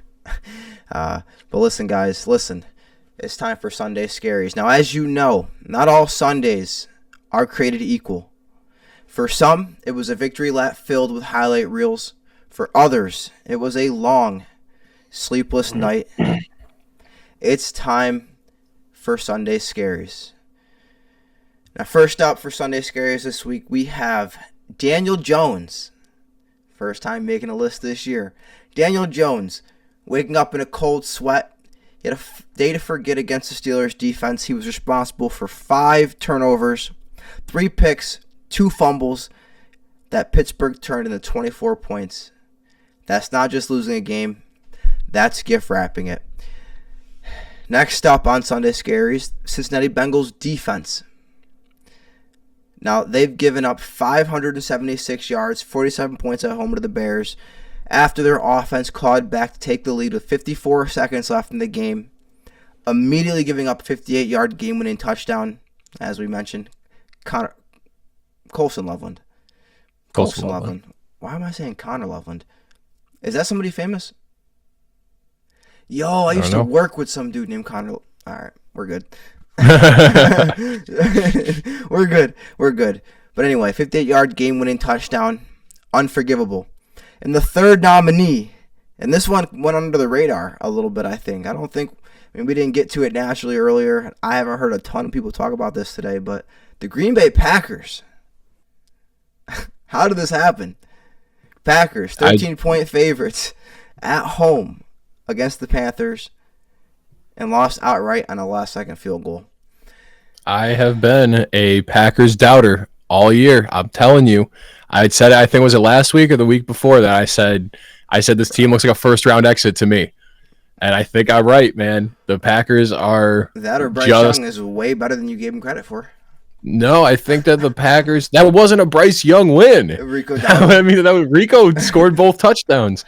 That was a Packers just being weird and wonky on offense and not showing up, like not doing not playing up to their talent. I've been seeing it all year where it's just weird. That team's weird as hell. It should be better, and it's not. They can win any given day, but they also just look sloppy all the time and weird and anemic. They lost to the Cleveland Browns. What are we talking about right now? Oh, that is true. They lost to the Browns and the Ew. First round exit. Ew. First round exit. Dead ass. Thank you. No, I mean, and Jordan Love threw some terrible picks, bro. That one across the fucking body in the corner of the end zone. That wasn't even a pick. He dropped it. But, that should have been a pick 6. That shit was crazy. Javonte Williams just had a terrible fumble, game-losing fumble. Let's go, baby. The Cowboys were driving, and they were really humming on offense in the fourth quarter, and they're down 10. They were in a position about to go and score and make it a 1-score game, and Javonte just terrible fumble, blew it, absolutely blew it. And that is why he's not in Denver. Remember why he's not in Denver. Yeah, that's not why. Dude burped his knee up in the 55 million pieces. Anyway, Yeah, no, it's terrible. Unforgivable. But Johnny, Cold Sweat Award. Who had the most sleepless, the most troublesome Sunday night sleep? Was it the Bengals defense? Was it Daniel Jones? Or was it the Green Bay Packers? What do you think? It's good. It's a good list. It's gotta be the Green Bay Packers. It's gotta be, right? I almost wanted to say Daniel Jones, but I think it's gotta be the Packers. So the we Packers agree just the Bengals have to are be third. like, Because they expect this because they know what they are. They know this. Yeah, Okay, I was gonna say. yeah, they're used to it. No, it's gotta be the Packers. You just have to feel so dumb. Like, what are you doing? What is this shit? You have 2 losses, and they're to the Browns and the Panthers. Like, I'm sorry, not a team to be taken seriously in my book. The Joe Flacco Browns, though, keep that in mind. Yeah. And how many points did they score in that game? No, not much. 13. Both games they've lost, they've scored less than like 12 points. Yeah. No, the Packers had 13 in this game, and they had, I think, 10 in the Browns game. So just all the truly receivers and ain't no pitiful. receiving yards. Pitiful team. I don't know what the deal is. So I don't get it. Yeah. But I will say, though, for my Grim Reaper pick this week, without all the pomp and circumstance, I'm just going to throw out another coach to the list who it's over for. It's got to be Zach Taylor. It's done. You're not. You alluded to it earlier. You're finalizing it here. Yeah, I'm finalizing it. So I have 3 coaches on the list that are probably more than likely losing their job Black Monday. I got Harbaugh, Mike McDaniel, and Zach Taylor. It's donezo for all you guys. And I think we're going to be staring down the barrel. I think we're about 1 week away from Shedeur Sanders starting. Ooh. I think we're going to have one more bad Dylan Gabriel week this coming week. It was the bye week, obviously, for them, but I think we're getting one more bad Dylan Gabriel week, and then we're going to get Shedeur. We need Shedeur. They need Shedeur. If Shedeur, yeah, they do too. They don't think they do. Dylan Gabriel sucks. Like, that's the thing to me where I'm like, he just sucks though. Like, start Deshaun at this point. So like, what are we doing? If you don't want to start Shedeur, then start Deshaun at this point. Like, what are we doing? But Dylan Gabriel is ass. Terrible. Yeah. No, Shiloh made a joke. He was talking to this like streamer or something, and he was like, "You could be in the NFL." He's like, "You in the NFL?" Make a joke, and he's like, "I'm too short." And Shiloh goes, "You're not too short. You NFL height, quarterback height." He's like, "You taller than Dylan Gabriel." But no, they want him to be good so bad. They want him to play so bad. Like, what is Dylan Gabriel? Like, I don't get Dylan Gabriel. It doesn't make sense. He's like that, like, underdog leader type dude where, like, you want to root for him unless Shedeur's on his team. Like, if Shedeur wasn't behind him, we'd all be rooting for him. But Shedeur's behind him. I'm Dylan Gabriel. I am, like, I'm a short quarterback. I know he's at Oregon. He's a short quarterback that won nothing. Like, he's the all-time passing yards leader. Yeah, because he played for mad long. Like 7 years. Yeah, so I'm like, you're like, that means nothing. You're a tiny little quarterback. You're a tiny little guy that's not athletic, and you're left-handed. So you have all of these weird things that aren't good for quarterbacks. Oh, I hate left-handed quarterbacks, bro. You don't want a left-handed quarterback. You don't want him to be, because it messes your O-line up. You don't want him to be short because you can't see over the O-line, and you don't want him to be unathletic in the modern era. What are we talking about? Why is he on the team? Why is he in the NFL? I don't get it. It makes no sense. And then you got Shedeur, who is a very accurate, prototypical size, semi-athletic NFL quarterback. What are we doing here? Like, just give him a shot. Yeah, maybe he'll throw the ball to Jerry Jeudy once. Once, for real.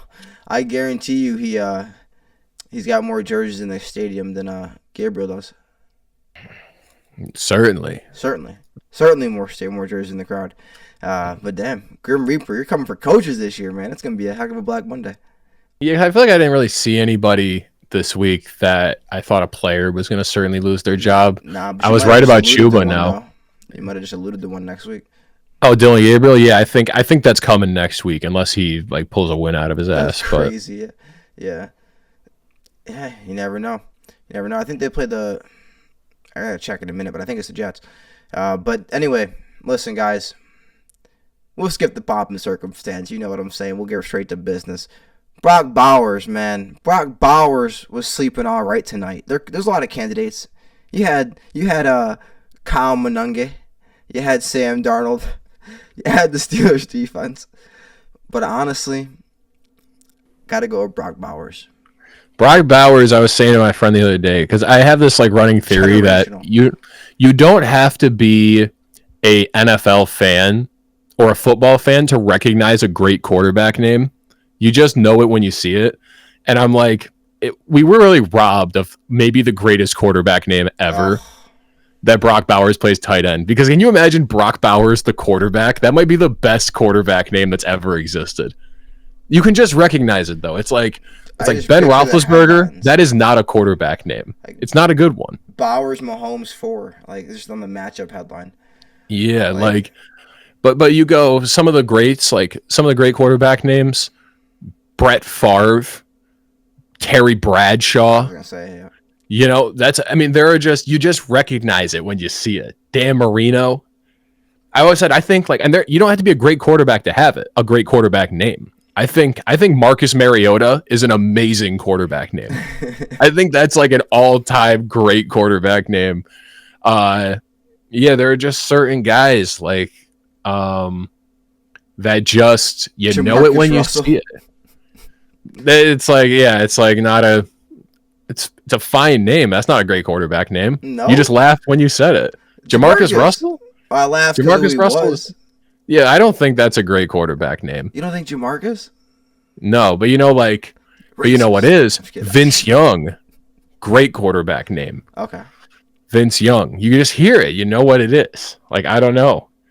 There are certain names that it makes sense. Jimmy Garoppolo? No.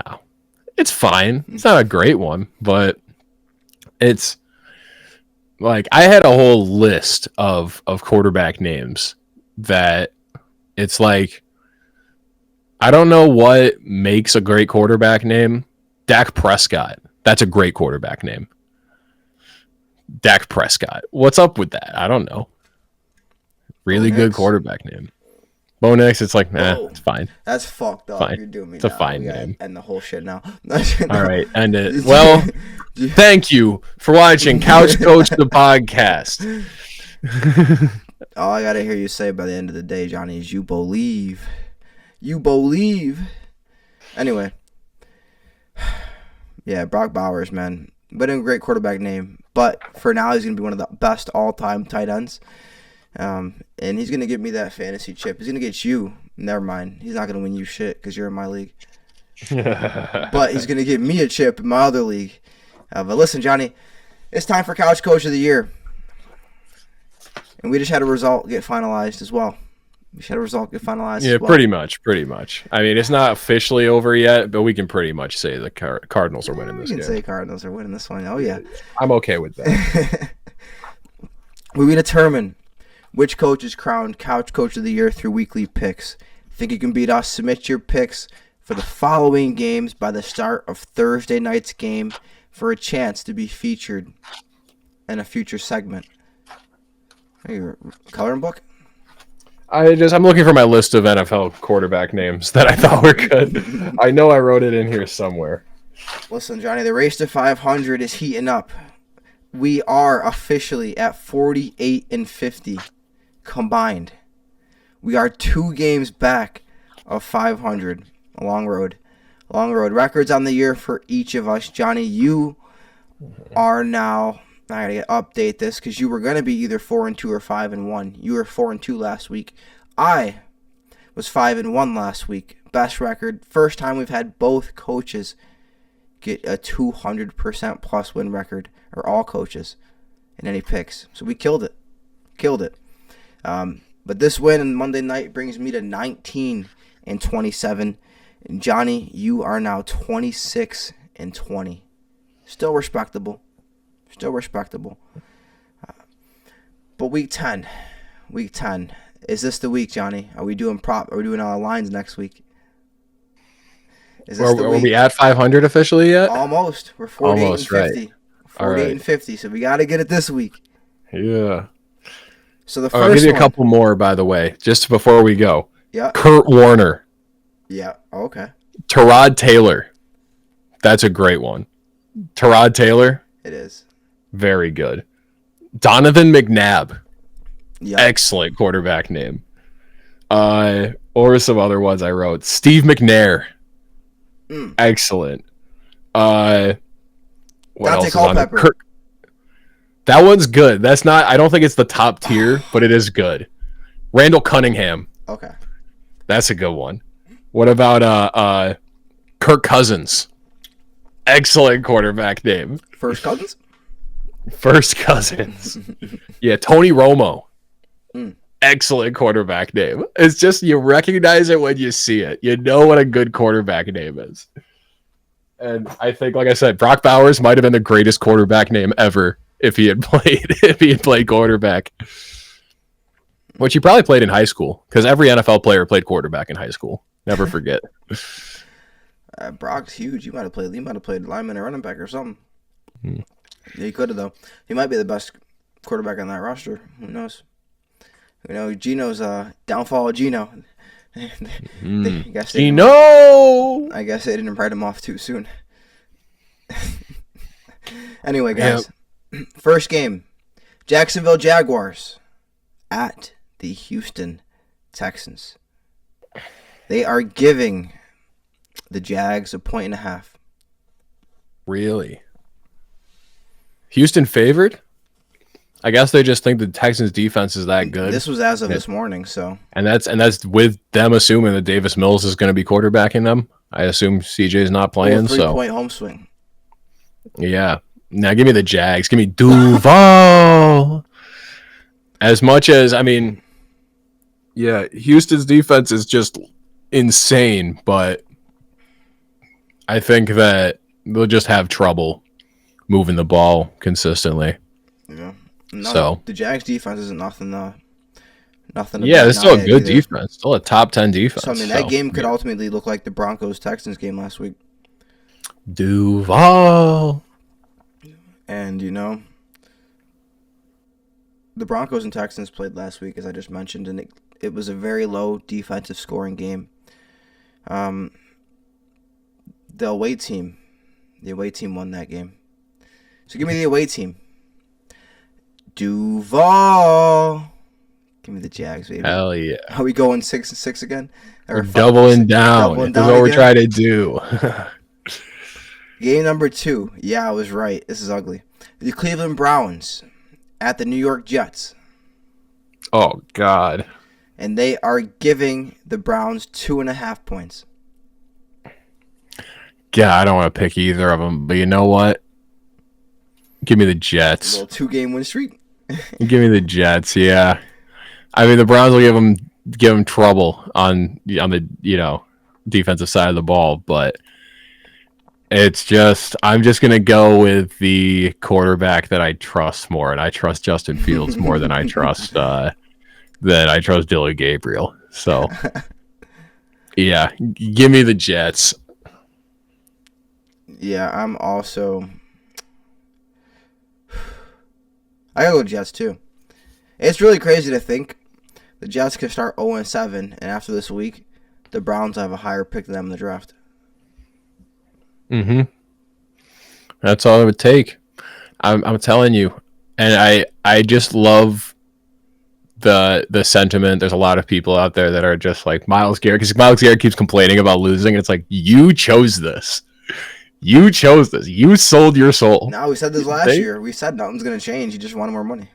Yeah, that's fine. There's nothing wrong with that. But you're not allowed to, like, you're allowed to complain, I guess, but you can't, like, be shocked. You can't be like, what's going on, guys? I thought we were going to do something.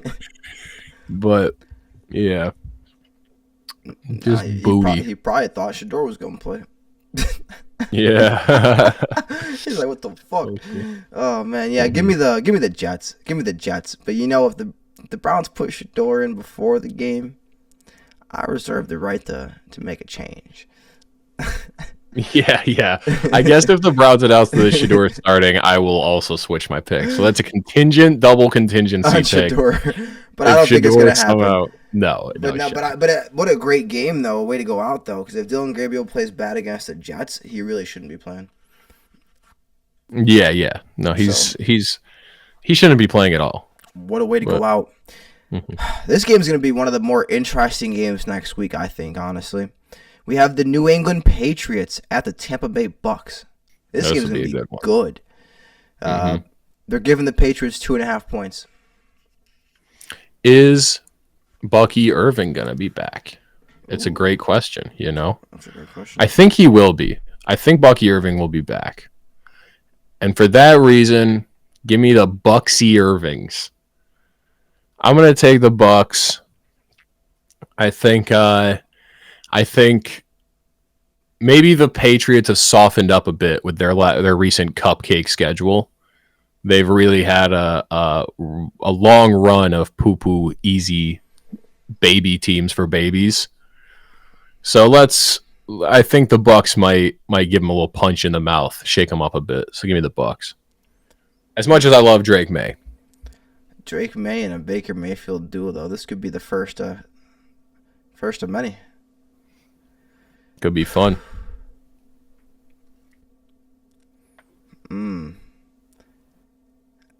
It's just something about Mike Vrabel, man. Something about Mike Vrabel. He's a great coach. The Titans look stupid. The Titans might actually be second in that division right now if they had Mike Vrabel still with the same team. The Titans are just a poorly run franchise. They are. They got rid of GM after GM, coach after coach. And not to mention they made one of the dumbest trades in recent memory. They traded straight up A.J. Brown for a first-round pick, which they picked Traylon Burks with, and then he is not even on the team anymore. Nope. He just got called up this week. I forget who it was, but it was a team that was like injury-riddled, so like he just barely called up. I think it might have been the Rams, maybe. It's like a practice squad guy. Yeah, that's what I'm saying. So yeah, terrible. Although I don't know, AJ definitely be complaining over in Tennessee. He's complaining right now. Yo, bro, he be going crazy. Give me the Patriots. All right. Give me the Patriots. We got the Los Angeles Rams at the San Francisco 49ers. And they are giving the 49ers 3.5 points. It's so tough because you just look at the history and you're like, Shanahan just has McVay's number. Shanahan beats McVay. It just consistently happens. But then you're just like, I just think the Rams are better. They are. I think the Rams are the better team. So it's just really hard. It feels like how I felt last week about the Chiefs Bills was that I'm like, I think the Chiefs are the better team, but the Bills just beat the Chiefs in the regular season. It just happens every year. And so it's tough, but you know what? I'll go for the split. Let's go Rams. I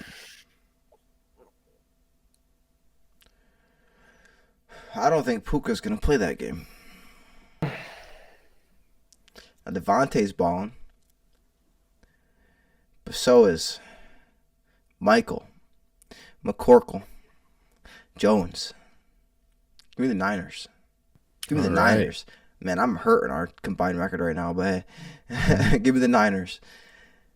Game number 5, we have the Pittsburgh Steelers at the Los Angeles Chargers. They are giving the Steelers 3.5 points. That's fair. Give me the Steelers.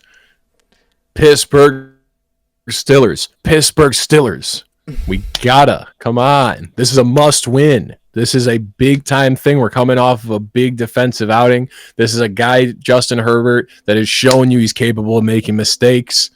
And if we can capitalize on that, it'll look real nice. So we need to win. We can win. We must win. Give me the Steelers. Here we go. I'm going Steelers. Yeah. Let's go. Steelers. Like I said, I'm a big fan of the non-home environment in Los Angeles. So. Oh, and if there's any team that travels really well, it's the Steelers. It's going to be a Steelers home crowd. Yeah, the Steelers are everywhere. Steelers fans. Oh, in Los Angeles too? Los all Angeles definitely over has the to have a place. lot of Steelers fans. There's so many Steelers fans down here. I'm in South Carolina. Really? There are so many Steelers fans down here, constantly, all over the place. Mind you, I'm in Hilton Head, South Carolina, so it's a lot of North transplants come down here. Yeah. But I mean, it's also the area of South Carolina I'm in is kind of like a neutral zone where no one will blame you. You can root for the Jags, Panthers, or Falcons, and it's all kind of the same distance away. You know, everyone roots for the Gamecocks in football, but you said Jags, Falcons, or Panthers? They're all about the same distance away. They're all about 3 to 4 hours away. So, yeah, it's kind of like a land without a country. So they're kind of just mercenaries picking their teams down here. That's top three to pick from. I'm not gonna lie. Historically. Oh yeah. Time when all three were ass. Falcons are the best of those three though. I'd say that. The Michael Vick days, crazy. I didn't see him, but I heard. I was told.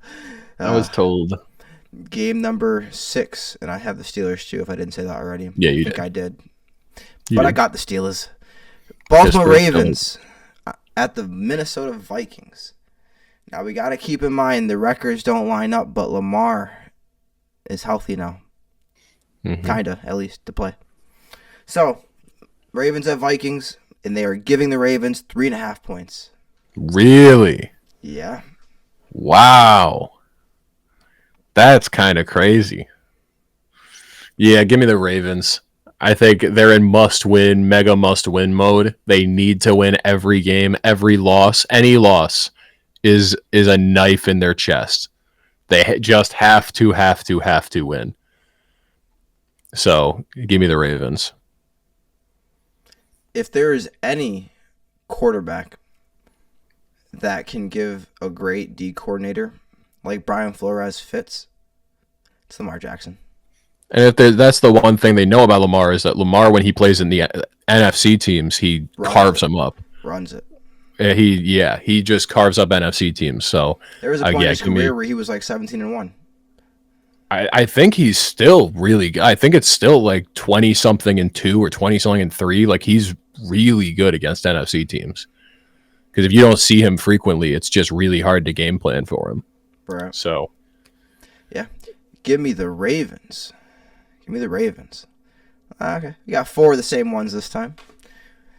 We might get that 500. So that means if we hit on all our 4, we're above 500. If we miss on them, we're right back to where we started.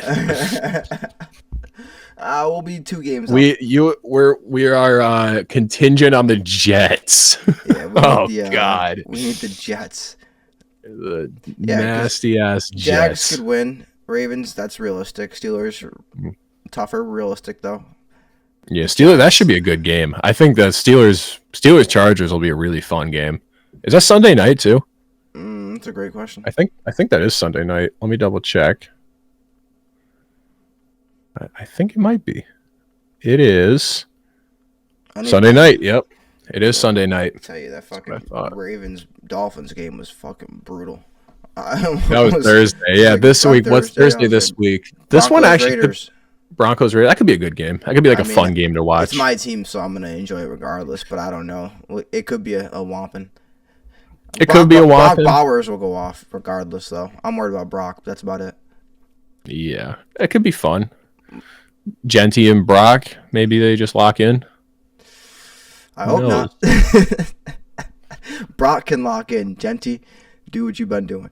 He had a good game last week. What are you talking about? He played well. They regressed like yesterday? All season? No, I'm saying yesterday he played really well. Yesterday. I know. Yeah. But if you just he's good. He's doing this, he's doing well behind maybe the worst O-line in football. Like, if you put Genty behind a good O-line, he would be a shit-wrecking top 5 running back. If you put him in the Broncos backfield, can you do what Dobbins is doing? Yeah. He could do what anyone's doing if he was on a good, if he had a good O-line. Not Bijan. Maybe not Bijan. And maybe not like Jonathan Taylor, but like he would be on that level with what he's doing with this. Do you remember what Zamir White was doing behind this last year? Nothing. Which is crazy because he went off the year before with Josh Jacobs. Yeah, because Josh Jacobs is a really good running back. So I'm just right, and then Zamir was the year when Josh got hurt, and then the backups are doing great. But then Zamir got like a contract, and last year just fell off. Yeah, I'm just saying, like, Genty's been doing well. Because behind a terrible O-line. Most of his yards, they were saying, have come after contact, and the average. There was a point in the season that he had more yards after contact than total yards, meaning that he was getting hit in the backfield that frequently, and still was making it. Like, it's just crazy. Crazy. Check this out, Johnny. We're gonna forego the games today, buddy. We'll regroup, get back to them next week. Unless you really want to do some games real quick. I'm okay with it. I'm okay. We got some more stories than we usually have, so I wanna get to instant replay today. So check this out. It's time for instant replay, where we get behind the booth for when our viewers need coverage on the biggest stories in sports from a different angle.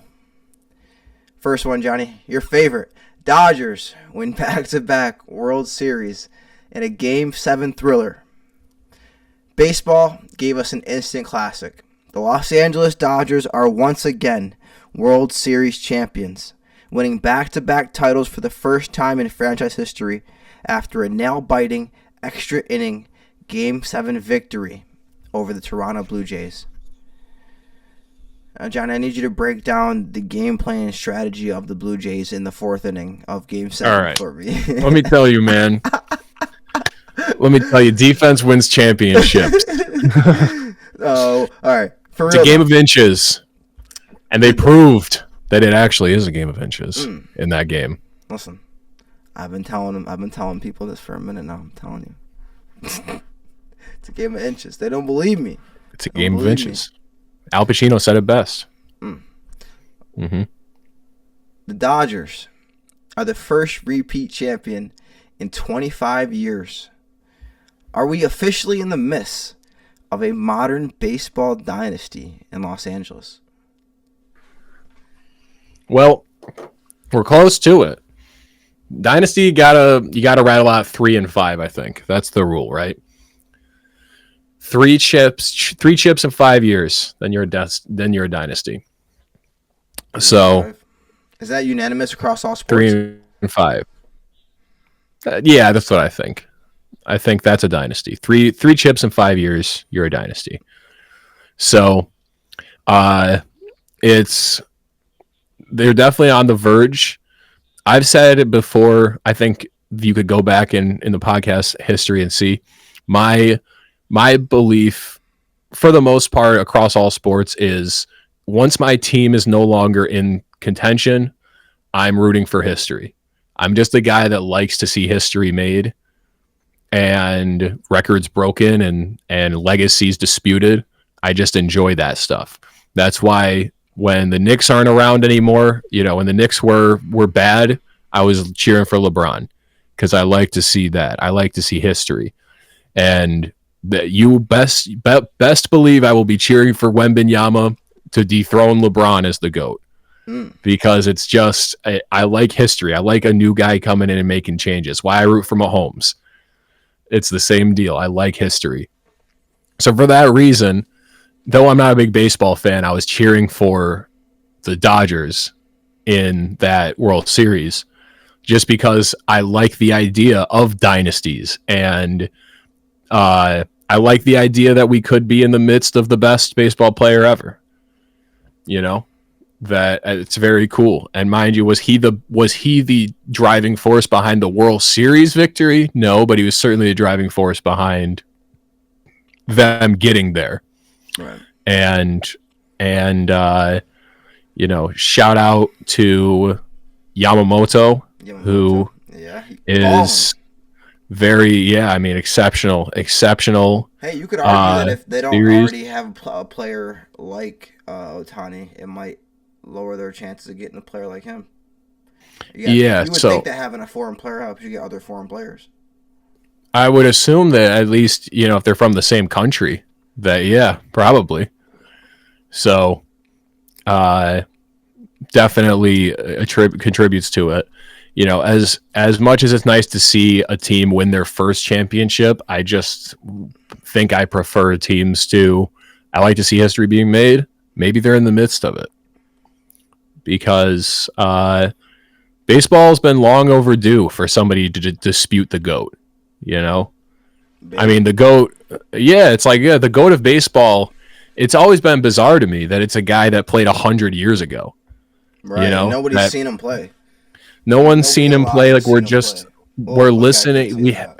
Well, and it's just like, to me, like saying Wilt's the GOAT of Babe's the GOAT of baseball is like saying Wilt's the GOAT of basketball. It's like you're going like, who was the most dominant relative to their era? Right. And like, sure, like Babe was the relative to the rest of the league, he was the best ever. It's like not even close. There's never been a time where one player was that much better than the rest of their league. And in basketball, it'd be Wilt, and in football, it'd probably be like Jim Brown. If you were just saying like how good you were compared to the rest of the league. But with, is that actually a valid GOAT argument? When you talk about how much the sports worlds have, any given sport has improved, I don't think it is. So it'd be cool to have a guy actually dispute that. So if the Yankees aren't in it, I'm rooting for the Dodgers and Shohei if they're still around. So I'm cool with it. And if they're in the midst of a dynasty, let's see it. And for anybody that talks, I'm not a big baseball fan, but I do think it's really dumb that anybody's like, the sport's ruined. This is so bad for the sport of baseball that the Dodgers are doing this. I'm like, you're the idiot that cheers for a sport with no salary cap. Like, you're the one that's super into that. Do you want the sport to be more fair? Then you have to argue for a salary cap then. But you cheer for it. So this is what's going to happen. It's going to happen. This is the sport where one team won like 8 World Series in a decade. Being the Yankees. Like what, you know what I mean? Like, it's just, this is what it is. You outspend and you win. Like, and also it's not a given. Who has the second biggest expenditure? The Mets. The Mets didn't do anything with that. So it's, so I'm just one of like, the biggest offseason signings of the year. I think I've brought this up on the podcast again, but I think it's worth bringing it up just another time. I find this stat so fascinating that in the year 2000, the Kansas City Royals were sold for $1 billion. Yep. And 25 years later, Juan Soto signed a $900 million contract. That is just such a fascinating thing that now single players are worth as much as teams were 25 years ago. We'll get the first $1 billion contract in baseball within the next 2-3 years. So, and we're not far from it in basketball. We're getting there in basketball. It's we're already at the point where guys are making 60 mil a year, 70, close to 70 a year. So we'll see. So, man, this does on the bargaining agreements and the new TV deals. Mm-hmm. So there you go.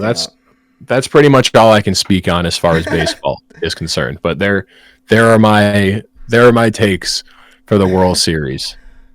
Nah, this World Series is crazy. I watched a little bit of it. To me, I don't know, and if any of you guys are baseball fans, let me know in the chat. But I can't believe we didn't bring on Mr. Baseball this week. What are we doing? Hey, man. He had prior commitments. He was at the game, the big game, so he had to, what I'm saying, fly out, a lot of maneuvering. Mm-hmm. No, for real though, I was watching this a little bit, and I thought to myself, is it just me, or is the 4th inning always the craziest inning of the game? Like the ninth, obviously you have the end of the game, and if it's close, it can get crazy. You have extras, which there can be walk-offs. But I watched a collective 7 baseball games this playoffs, and I swear to God, in every single one of them, the 4th inning was what determined the game. Whether it was the first runs, the first major 3 to 4 run gap, where now you're spreading it, pause. It was like, I don't know, 4th inning, something about it. Which makes no sense because 4 out of 9, like, it doesn't even, it's just irrelevant, its place. So that was cool, but no, I don't think, they're in a dynasty, yes, technically I think they're going to be in one because they're going to get another ring over the next 3 years. That's a given. Like, they're going to get a ring over the next 3 years. So they're going to be a dynasty, but do I think they're going to go three-peat? No. I don't think they're going to three-peat. I mean, I'm not privy to who's going to be a free agent coming up this year just yet. But, I mean, Sox are obviously going to be in that conversation. Yankees going to be in that conversation like normal. Jays going to be back in that conversation. I only expect them to be better. But keep an eye out for the Mariners. Keep an eye out for Seattle. I'm just saying.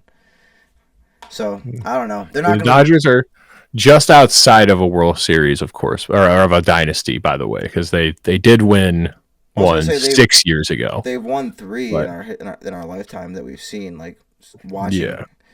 But, like, I was going to say, that was a while ago, wasn't it? Because they kept saying we're going to win our second one, and I was like, didn't y'all niggas win one way back in the day? But it was a whole different coaching staff. Different staff, different team. Like, they didn't have, I don't think Mookie wasn't on the team yet, I don't think. Right, yeah. So it's like a whole different, so it's not a dynasty, it's like you won with a different squad. But that might honestly speak more to continuity of a franchise outside of just who's there. I told you, bro. Ownership is everything. You did. Ownership is literally everything. The Dodgers owner is the guy who just bought the Lakers? Yeah, it's the same ownership group. I did know that. Damn, bro. It's up for Luka. It's up for Luka. But yeah, no, we're witnessing it, but no three-peat, please. Please, don't ruin baseball. Don't ruin it. Ruin baseball. Burn it to the ground. Sam Darnold's perfect half ignites MVP buzz. On Sunday Night Football, Sam Darnold didn't just play well, he was perfect. The Seahawks quarterback started the game 16 for 16 with 4 first-half touchdowns, leading to a dominant win and sparking some surprise MVP chatter. Now, Johnny, the Sunday Night Football broadcast team mentioned an MVP case for Darnold. Is that a crazy overreaction, or could he actually be a dark horse candidate if he keeps this up? Certainly is not an overreaction with how well he's been playing. He's been great. I mean, like, there's nothing else you can say. The first game of the season, he looked rough and shaky, and since then has not looked rough or shaky once, except for against the best defense in football. But their other loss was a insane shootout where he played great. And the only time he looked shaky was against the Texans, which they still whooped the Texans, but he had 3 picks in that game. But beyond that, he's just looked really good. And it's not just him being a JSN merchant. He had Torrey Horton involved in that like big time in that game. I started him in fantasy because Cooper Kupp was out. Yeah, had Torrey Horton very heavily involved. Like, their run game has not been great. Like, it has been on the back of Darnold, and that team is so much better than they were last year. And with almost the exact same, very similar squad, same coaching staff, their team is really, really good.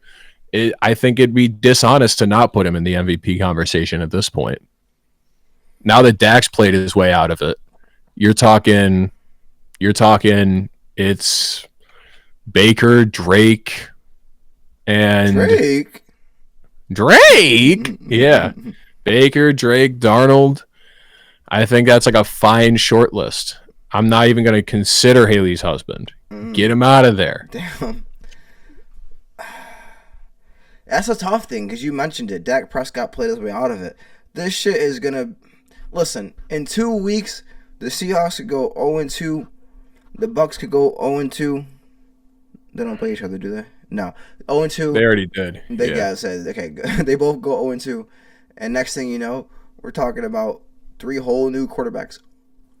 I just think, but if you finish the season today, he's a top 5 MVP. 100%. Candidate. I'm just saying it's tough because, like, there's, like, a good 5 to 10 people that you could possibly throw in the mix and argue for. If you took record aside, ultimately the team record, I think, is going to come down to it. But if you just took off the record aside, there's, like, 10 people you could argue for getting it. But records, yeah, obviously you got Baker. Sam's got to be on that list. You got Drake. Drake? You say Patrick? No, I didn't say it on that list. Last but game I mean, was he'd tough. be. I mean, he's fringe candidate. Out of respect. Like, that's more. His stats are good enough. I'm telling you, Vegas lines definitely run off respect too. Like, yeah, it's off respect and it's off projections. Like, they're just trying to project out like who has a higher chance of falling off a cliff. And it's like Patrick Mahomes probably is not going to fall off a cliff. We know what he is. No, I don't even think there's any other positions that would really challenge for. I mean, Jonathan Taylor, but it's like maybe if Jamar keeps getting 23 targets, 23 catches a game. It's impossible to get. I mean, I guess because he's played with multiple quarterbacks, that's the only way. They always say it's impossible for a receiver to do it because if the receiver had a great enough season, it means the quarterback did too. Yeah. But he's played with 3 quarterbacks. Yeah, so maybe actually it changes. But it's tough though because the defense probably hurts him too. Because like, I mean, outside in, I'm like, bro, of course you got all them catches because you were on the field all fucking game. Like, defense is ass. So I don't know. MVP should be Rico Dowdle. Okay, but for real though, if the Panthers make the playoffs, which they could very well do. It's technically possible. He's the best player on that team. And crazy enough as it sounds. It sounds crazy, but right now he is. Yeah. He's been insane. And the games that they've won. At least offense. I'm not talking about like JC Horn's good and all that. Yeah, JC Horn's probably their actual best player. But off the games they've won, it has been on the back of Rico Dowdle. That's what I'm saying. But then again, Saquon, he didn't get it, so there ain't no way Rico's getting it. Unless leading the Panthers to the playoffs in itself is such a feat. Such a feat. Give it to Rico Dowdle. It'd be so funny. Oh Lord. Nah, he's got to be on that list. It wouldn't be crazy at all. Not an overreaction, guys. Not an overreaction. Shout out Sam Darnold. Moving on to Jacksonville. Duval. Cam Little breaks the NFL record with the 68-yard field goal. Finally getting Tucker out of the record books there. That's what I was going to say. You give him credit for knocking Justin Tucker off the record books. Getting rid of the masseuse bandit. Mm-hmm. We have a new NFL record. Cam Little. And he did it was it 70 he hit in the preseason? Yeah. So he beat this. It isn't even the record. I mean, it's really dumb, but it's good though because for all of NFL history, we would have been like Cam Little actually has the NFL record. They just couldn't count it because it was the preseason. Been a good trivia so at least we can now say Cam Little has the NFL record. You could get somebody on a stumper trivia question, like who has the record, how long was it, and then you could say Cam Little 70. People are gonna guess 68. Well, I mean, because it's not actually though. Like in the record book, it's not. But we could always, like I said, if he didn't do this though, every time we talk about the longest field goal in NFL history, people would go, well, but Cam Little did hit a 70-yarder in the preseason. But so technically it should be him. It just didn't count because it wasn't a regular season game. Right. So now that he's done Now at least they can say Cam Little has the longest field goal in NFL history. And did you know he actually even hit a longer one in the preseason? So we can actually, it's a double Cam Little thing. It doesn't feel like he was robbed of it now. So I think that's a good moment for him. Even though it's very weird. He's like the Anthony Richardson of kickers because he misses a lot of kicks, but he just got a cannon and it can hit an absolute howitzer leg that he can really hit him with. So, nah, he do.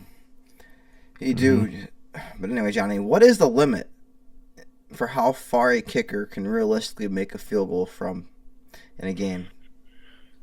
I don't know, because I remember I saw like a sports science type breakdown saying that 67 was about the limit, and that it was like, well, it's just because of physics, man. Like, the ball can only go so far. It doesn't matter how hard you hit it, and but a human leg can only kick it so hard. And then we saw a guy hit 70. So you're like, all right, well, what is the limit? I don't know. The whole field? Right, like 20 years from now, these motherfuckers are going to just be as soon as you get a touchback, you can get a field goal. Yeah. No, at least 75, I got to think. Like, we'll see 75 in the next, 10, 15 years. Yeah, are we just going to see someone with just most roided out leg come out and just really rip it? He's got like one fucking jacked ass leg, and his other leg is just flimsy. He's only worked out his one leg. He's got no arms. Dude is like 5'5" and stocky. Well, I think I saw a post that said the kicker position is so outside of professional, the pros. It is such a what's the word I'm looking for? A precarious position to be, because you are always just one soccer player getting curious away from losing your job. Because soccer players can just come over and be like, I could probably do that, and they could just drill a 55-yarder no problem. So it's like, I wonder if there'll just be soccer players and stuff that come in and are like, all right, I'll give it a shot, and there'll be some soccer player that just knocks it through a 72-yarder. That's true. No, and they got better accuracy too. So if we're talking on the distance, they probably can keep it between the uprights a lot better. That's when it gets hard. It's not about the distance as much as the farther you are kicking it from, the harder it is to actually get that shit between the uprights. Yeah, Aubrey just attempted a 68-yarder today, and it had the distance. It just went wide left. Right. So. And there's a lot of in the factors too, right? Like, and if they were just kicking it straight 68-yarders, and it'd be different. And there's no defense. But now you got defense, and that's the thing that's so funny to me is the social media kickers that are just kicking with no snap and no defense. And they're just they just set it up, and they're like, oh, look at this, I control a 65-yarder, no problem. Like, why am I not in the NFL? It's like, I don't know, man, because I think you'd choke in the NFL. I think there's a reason you're not in the NFL. Some of them were in the NFL, and they're not even. NFL scouts know about you. I guarantee that they have friends of theirs that are like, maybe you should, and they're like, no. There's a reason he's not in the league. Folder on my desk, please. Yeah, I'm good. I'm good.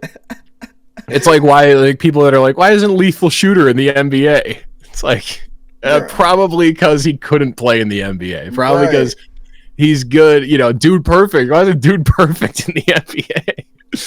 Or there's the guy that went on Inside the NBA. Do you remember him? The guy that broke the world record for most 3-pointers made in 30 seconds.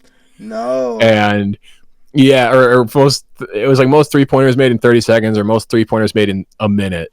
Where it's you're just sitting there shooting them as people pass them to you, and a steady stream of them. He broke the record for it. He goes on Inside the NBA and does a game of horse or pig against Kenny the Jet Smith, and this guy's the guy who broke the record's wearing athletic clothes. Kenny's wearing his suit, and Kenny just the guy just misses every shot. Because he's so intimidated by the 4 NBA players or the 3 NBA players around him that he couldn't do it. I'm like, that's what it is, bro. You're a social media guy. Once the pressure's on, you're going to fold.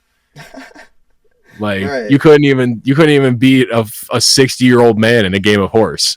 What are we talking about? Now, why couldn't he? Because a 60-year-old man is an NBA player who won 2 championships. But that's fine. Yeah, no. Defense adds a whole. I mean, we've learned this year that we can't walk away from kicks because of that defense in the box and all that craziness that's been happening. So No, that makes a difference. Like, it's not the same thing going and kicking. Like, for example, what's his name? He was on the Colts. He's no longer in the league anymore, but he goes and does all those kicks. Yeah, yeah. Rodrigo Blankenship. And he was a good kicker when he was here, but like you were literally in the league. Mm-hmm. And that's the thing. Kickers get rotated in and out so frequently. Like, I think it's mostly like I think it's a nerves thing. Like, I think that's why the same kickers stay in the league, is because it's like teams are like, you don't choke under pressure, you know, and that's why these social media, they'll just get signed again. Yeah, it's like these social media social media kickers they crack under the pressure. I think because I guarantee you they go in for NFL workouts, right? You know what I mean? But I bet you that they just don't hit it when they're under the gun. So, no. Cam Little does though. Cam Little does. Mm-hmm. Let's get to the NBA while we wrap up here. Luka Doncic, Luka Lakers, explosive return from injury. Luka Doncic is back and looks better than ever after missing 3 games with injuries.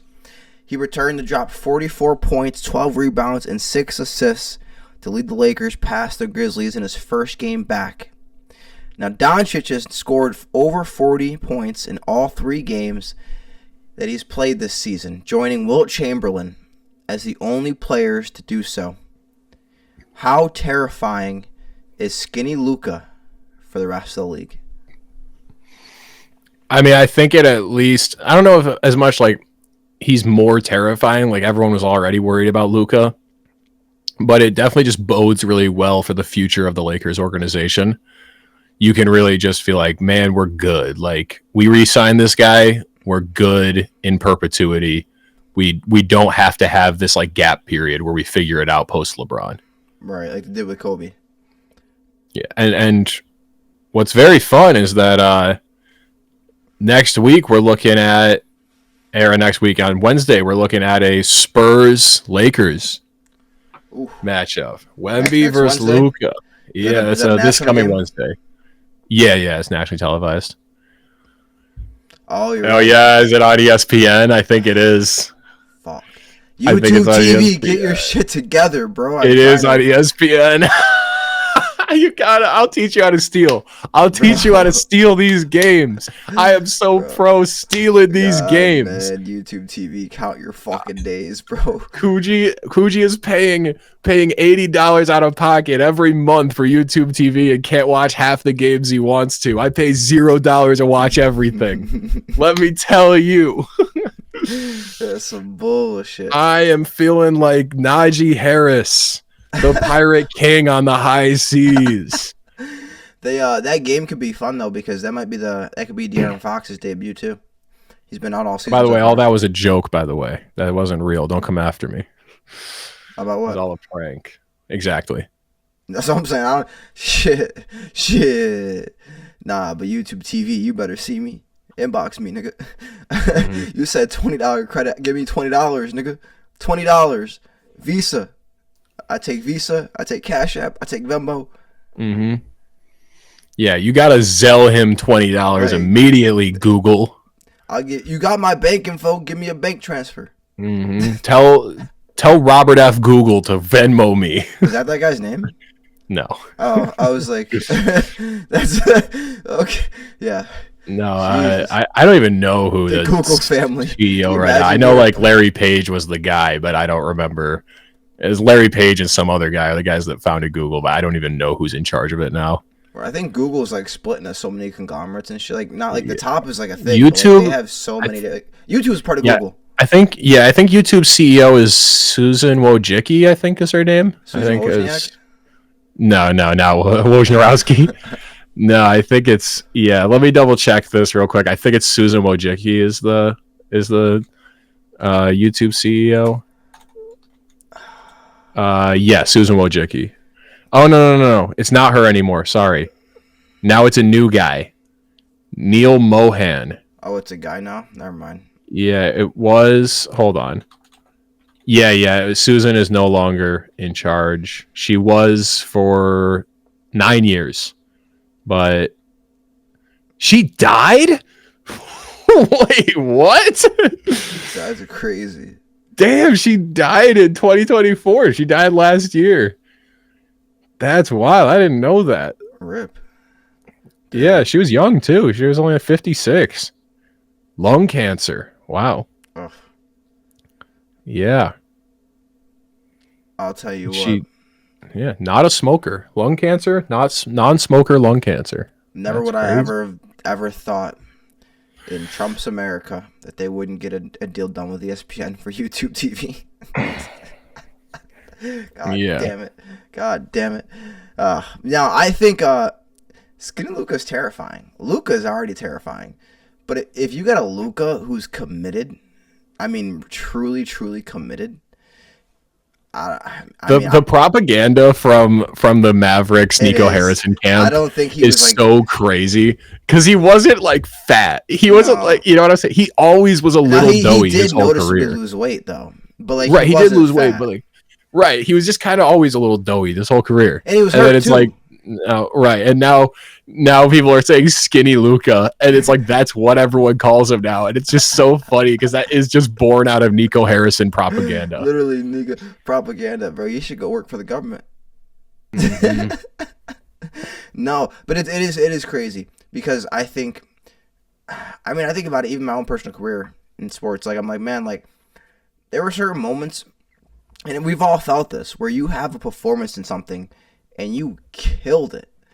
And you're happy, you know what I'm saying? You're top of your game, but you think to yourself, man, like if I was just not doing these 4 things that I shouldn't be doing and doing these 4 things that I should be doing, imagine how good I could be. And again, right. Was it blown out of proportion? Yes, but I mean, let's keep it real. Luka was, I mean, they were all drinking beer. Don't get me wrong, they all drink beer. But he got the only player I've ever seen get a beer taken out of his hand on viral camera. So there's got to be something. There's got to be at least a little something. And we also know, like, you know, he's probably been drinking since he was like 16. It's legal where he's from, right? Like, it's legal way younger there. So, yeah, I don't know. At least it's culturally accepted, right, in Europe. We got to think though. Culture outside of America, culture is the law. We just don't have culture here. Yeah, like culture is law basically everywhere in the world except for here because we just culture vulture. That's true. Hey, Kuji, making real points here. That's deep. It is not. We literally we just steal everyone's cultures. But anyway, that's neither here nor there. Luka's killing for my fantasy team though, averaging 75 fantasy points per game. Bro, what the fuck? That's insane. But nah. And LeBron's not even playing. LeBron's got an old man disease, bro. LeBron's got his first sciatica. He's got his first ever old man disease. Yeah. That's crazy. Sciatica. I've never heard of nobody under the age of 60 getting sciatica. It is funny. Yeah, it's his first ever opener he missed. And now he's but it's probably better. It's probably better for the team for the season that LeBron doesn't have as much tread on the tire. Yeah. Yeah, you can imagine like a month 4 or 5 LeBron in the playoffs instead of a month 6, 7, 8. Mm-hmm. Exactly. You got to get there, but they got Reeves. Reeves playing out of his mind. Mm-hmm. They got that other white guy too. I got him. I just got him on my fantasy team too. Jake LaRavia. Yeah, okay. I remember his name. Guy from the Kings. Everybody shit on them. They were like, "That's their big signing this offseason, Jake LaRavia." You know who you haven't heard? Whose name you haven't heard all season? DeAndre Ayton. DeAndre fucking Ayton. I heard him in game 1. I heard his name once or twice. Yeah. Since then, just an afterthought. Man. But crazy. Big dude. Like if he could just do something. He's got the size. Yeah, he just doesn't. He's not the type of center that the Lakers need. Yeah. Nah. Yeah. So. Yeah, they had one. They traded him. He wasn't a center, but he was a rim runner. That guy they gave to the Mavs. He was like a rookie last year. Oh, he could fly a little bit. Yeah, I'm fully blanking on his name right now. Max. God, why am I? Christie. Christie, yeah, Max Christie. Max Christie. Oh yeah. Yeah, my head was going Maxi Clevo, Max Strauss, Max Struz, Max. What was this dude's last name? I can't dunk. Yeah, Max. Max Christie. Yeah, so we'll see. We'll see how Lakers do. I'm excited. I've always hated the Lakers, so the fact that I'm like what's the word? Adopted Lakers fan. I'm an adopted Lakers fan. Yeah, see, I've never had a problem with the Lakers. There's only one team I have a problem with in the Kobe NBA beat us in the playoffs consistently. every year. It was annoying. Yeah, there's only one team I've consistently had a problem with in the NBA. I know who Only it one. is. Of course you do. Of course you do. Yeah. I mean, we all know. We don't have to say it. No, we don't. They We wear don't have to green. say They it. wear green. No, They wear when green. It's not St. Patrick's Day. Even when it's not St. Patrick's Day. They wear green, and they're annoying. Annoying. And they're racist. They were almost like 0-5 to start the season. Yeah. They wear green, they're annoying, and they're about to crumble at the seams. They're tanking. Tanking for Yeah. whoever. I don't even know who's coming to the draft next year. There's That not a guy from consensus BYU, guy yet. that BYU There's a guy. handful of dudes that are good. Who's the guy? Cam Hold on. Boozer. You They're said you don't liking know a lot. college. You know college basketball. I only really pay attention for the prospects. Like, I don't know it that well, but I follow for prospects for the NBA, and obviously I watch. You got the Boozer twins, yeah. and then you got Cam Boozer would be AJ good. Bio, whatever the fuck his name is. I'm not even gonna. And he went to BYU, which is kind of a decision, but yeah. They're Kansas guard. What's his name? Yeah, there's a handful of dudes that there isn't a guy yet that has emerged, but it'll be interesting. These niggas is bugging. He doesn't know. I'm tight as fuck. Okay, well, Tyron Stokes is looking at us. That's crazy. Oh, Peterson. That guard Devin Peterson or whatever his name is. He's gonna be number one guard in the class next year.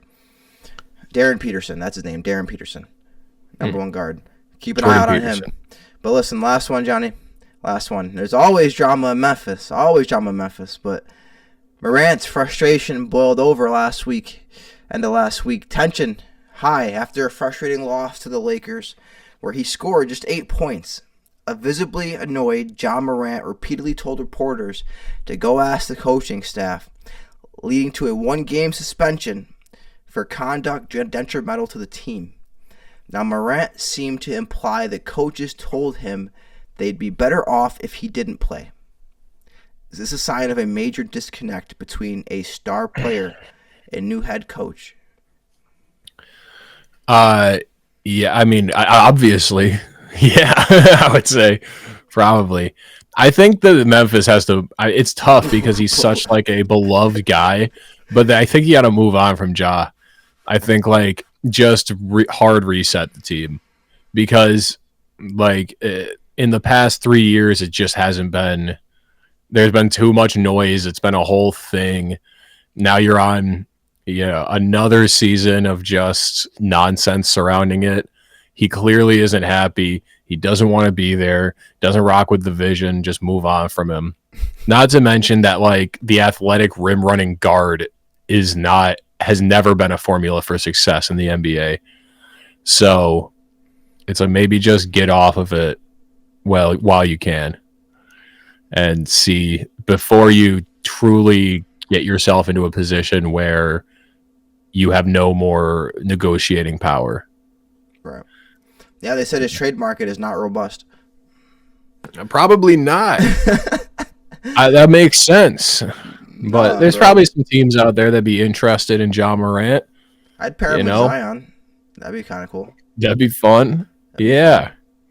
Like something like that. It's crazy to think about it too. So if we look at, we got Murray and Morant, and we got Zion. And like coming into the league, we were like, all right, and we kind of thought Zion was way up here, and then it was like slowly like this, and Morant was just like whoosh, way ahead. But if we look at it right now, Zion might have passed him again. Yeah, Zion's back to being the better player. His team is terrible, but he's the better player. Like just he lost a lot of weight too. He cut huge on the offseason. He looks unrecognizable. You see his face, bro? He looked like he looks like he was on Ozempic. He might have been, bro. Yeah. Oh, So he might have been, which is, hey, you might need that in New Orleans. All that food. mm-hmm. Make sure you don't even get hungry. Nah, yeah, it's we like blowing it up here on Couch Coach. Whenever there's a problem, just blow the team up. Blow the team up. Blow it up. But no, they do, and we talked about this a little bit. I said this last year. I don't like the idea of hiring an interim coach without looking outside. Yeah. Well, they moved off Desmond Bain anyway, so it's like you're already blowing it up. So just finish the job. That's true. You know what I mean? You already shipped Desmond Bain out. Like, that was one of your other. Well, they're gonna just have Jaren Jackson. Him. Just him? Like like what are you gonna do? Like, at least he's not a problem. But you're already halfway. You obviously aren't trying to compete this year.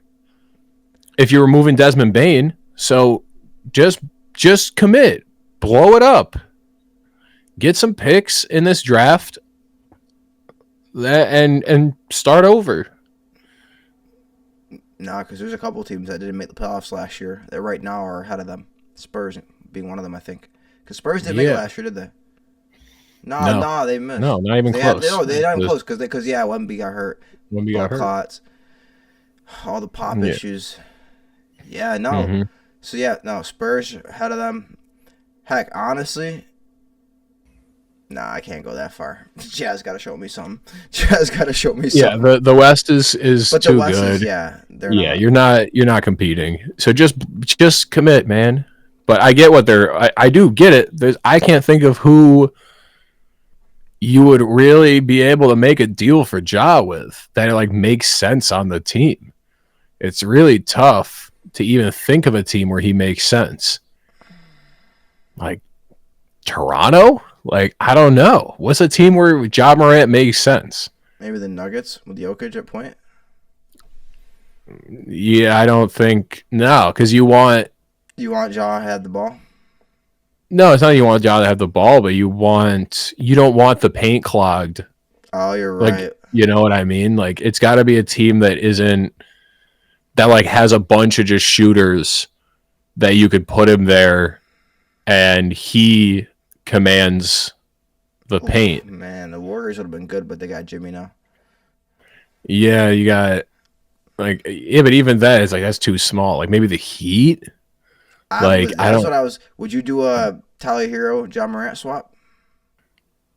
I mean, yeah, I'd do it. I guess the question is like Heat culture, like is Ja Morant. But I guess they took a bet on Jimmy and it worked. And people would have said Jimmy was a problem. Yeah. So and they got Wiggins too. They could package Wiggins. Yeah, like I don't know. Is there might be a team out there that could make use of Ja Morant. That could fit him into their squad in an effective way. But it's got to be built around him, though, I think. Like, the offense has to be... Like, I don't think he fits as just a piece on an offense. Like, the offense has to kind of... Ja Morant, Anthony Edwards. That would be a funny combo. Oh, my God. The YN squad? That'd be a wild combo. Just ship them out to Minnesota. God. Women in Minnesota? Stay inside. Yeah, Ja Morant on Minnesota. Maybe the Suns would make a move for him. The Suns need to make a move for anybody right now. Yeah. Anybody. You go Ja Morant. That'd be interesting, but they have too many guards. They have way too many guards. Go to Jalen Green if they're going to get Ja. Yeah. I just don't know. Who makes the move for Ja? Who it makes sense for? Like the Kings, maybe? Like South Memphis Penitentiary. I'm just kidding. Yeah. There's just not really a team he makes sense on. That's the issue with it. Yeah. And the only reason he makes sense on Memphis is because they kind of built it all around him. Yeah. So it's tough. Yeah. I really just don't know. I go through it. Nothing makes sense. But yeah, I mean, I also, again, like, I'm telling you now, though, like, if you got Spo, if you got Steve Kerr in Memphis right now, do you think Ja acts like this? He might. Honestly, YNs are different. I can't even hold it past. I don't know Ja Morant personally, so I can't say. But it does seem like I know all YNs personally. Bro, don't give a fuck, bro. Steve Kerr be teaches man the best lesson in the world. He'd be like, fuck you, nigga. I'm doing what I want. Yada, yada, yada. I mean, he did pull a grenade. He did throw a grenade into the crowd. Well, yeah, because they told me he couldn't shoot guns. Yeah, so which is still hilarious to throw a grenade into the crowd, and then they were like, "No, I was spitting out their their words and throwing it back at them. That's what I was doing." It's like, you very obviously. I was spitting out their words and throwing it back at them, and then covering my ears so I couldn't hear anything. Like, that was what he was saying. It's like, you obviously threw a grenade into the crowd. Like, and mind you, I'm fine with it. I'm fine with all the gun and grenade and violent celebrations. Banned from the NFL. The NFL would have. Oh my god! Yeah, I'm cool with all of it. I think you should do lewd celebrations, violent celebrations. Yeah, like, do it all. Whatever. 15 pumps. If you want to dry hump in the end zone, go for it. They gave him a flag. Rico, pumps. He didn't even get to 3. He did 2 pumps and they gave him a flag. What is this league becoming? Key and Peele should sue. Or what's his face? Did you see Joel Embiid's that happened to him? No. Joel Embiid did the suck it emotion where he went. Rey Mysterio, is that what it is? Yeah, no. I can't remember who does that. Not Rey Mysterio. I don't remember. I know I can picture the guy in my head, but I don't remember. But yes, he goes. He did this after scoring, and they fined him for it. And he went, they should be fining refs every time that they do a blocking foul signal. And it's funny because the ref blocking foul is this. It's with 2 fists, but you go like that. And it looks exactly the same. So he was like, they should fine their refs every time they do the blocking foul. I thought that was funny. Nah, for real. The refs be on. I'm telling you, some of these refs be on a power trip, bro. Some of these refs be on a power trip. I hate the practice of fouling and like banning celebrations and policing celebrations. I think just celebration. Like, if you want to have a 10-minute tea party in the end zone after you score, you should be able to. Yeah, do you know if you spike the ball after a first down but not a score, like if you do something like that where you would do after a score but it's not a score, they give you like a whole fucking thing, 15-yard penalty and everything. I don't doubt it. Yeah, because they suck. It's the no fun league. Bruh. Crazy. Not related. We're going to wrap up, but not related. I had one thing I forgot to mention earlier. You know what's annoying as shit, Johnny? I almost watched the most beautiful play in the entire world, and it got called dead. You should be able to return fumbled punts back for touchdowns. Why is it blown dead? You know how beautiful it looks when you see it bounce off fucking Josh Downs' chest, and this dude just goes, yeet, and runs it in? That shit's beautiful. And they just got it called dead because of a rule. Mm-hmm. It is kind of silly. There's a handful of like, I couldn't even tell you all the rules with it because it's so bizarre. But there's a handful of like fumble rules that like when the ball is actually just dead and you can't run it back. Oh, yeah. They're really dumb. It's crazy. And yeah, I couldn't even tell you all of them, but it is sad. If it's live, it's live. Let it play. Yeah. If the defender touched it first, it'd be down, but he didn't. It's like where like. There are fumbles, like if you fumble forward on offense and an offensive lineman picks it up, he can't run with it. Yeah. Like things with that, like non-eligible players can't run with the ball. And I'm like, I think that's dumb. Like, I think if you fumble forward and no lineman picks it up, they should be allowed to run with it. You know how exciting that would be? A bunch of 300-pound dudes running the ball? Why not? That'd be beautiful. You know how many times we've seen the 300-pound dude make some crazy dive for a catch or a touchdown, and it's been the most insane shit ever? Like, yeah. We're talking about the game here. You let people tush push. You don't even let them advance fumbles. Come on now. It's very silly. Very silly. But anyway, we're going to wrap up. So thank you for joining us for another episode of Couch Coach, your favorite podcast featuring an all-star staff of the best to never do it. Without a couch, you're just a coach. Without a coach, it's just a couch. With both, you're one of us. Hit that like button. Hit that subscribe button, and if you got some shit to say, leave a comment. While you're at it, hit the notification button to make sure you stay ready for when we hit the airwaves on Tuesdays and Fridays at 4 p.m. Eastern. And for more, make sure to follow us on whatever platform you consume your content, whether on Instagram, Facebook, YouTube, TikTok, or X. Search Couch Coach in your search bar and look for the green coach sitting on a green couch. You can't miss it. Oh, and make sure you add a pod after that Couch Coach. You know, it might help a little bit, just in case you get lost. Couch Coach Pod. Just in case you get lost. Now, if that was too much for you to remember, make sure to hit up that description for all the links to all our socials and our Couch Coach headquarters. It's Johnny. It's Kuji. Thank you for watching Couch Coach. We'll see you guys soon. Goodbye, good people. And Caesar Sportbook, MGM Bets, any of them. I'm still here. I'm ready and willing. I hate ads, but I'll do one for you any day. Any day. Any day. As long as it's in shoot, they can skip over. Exactly.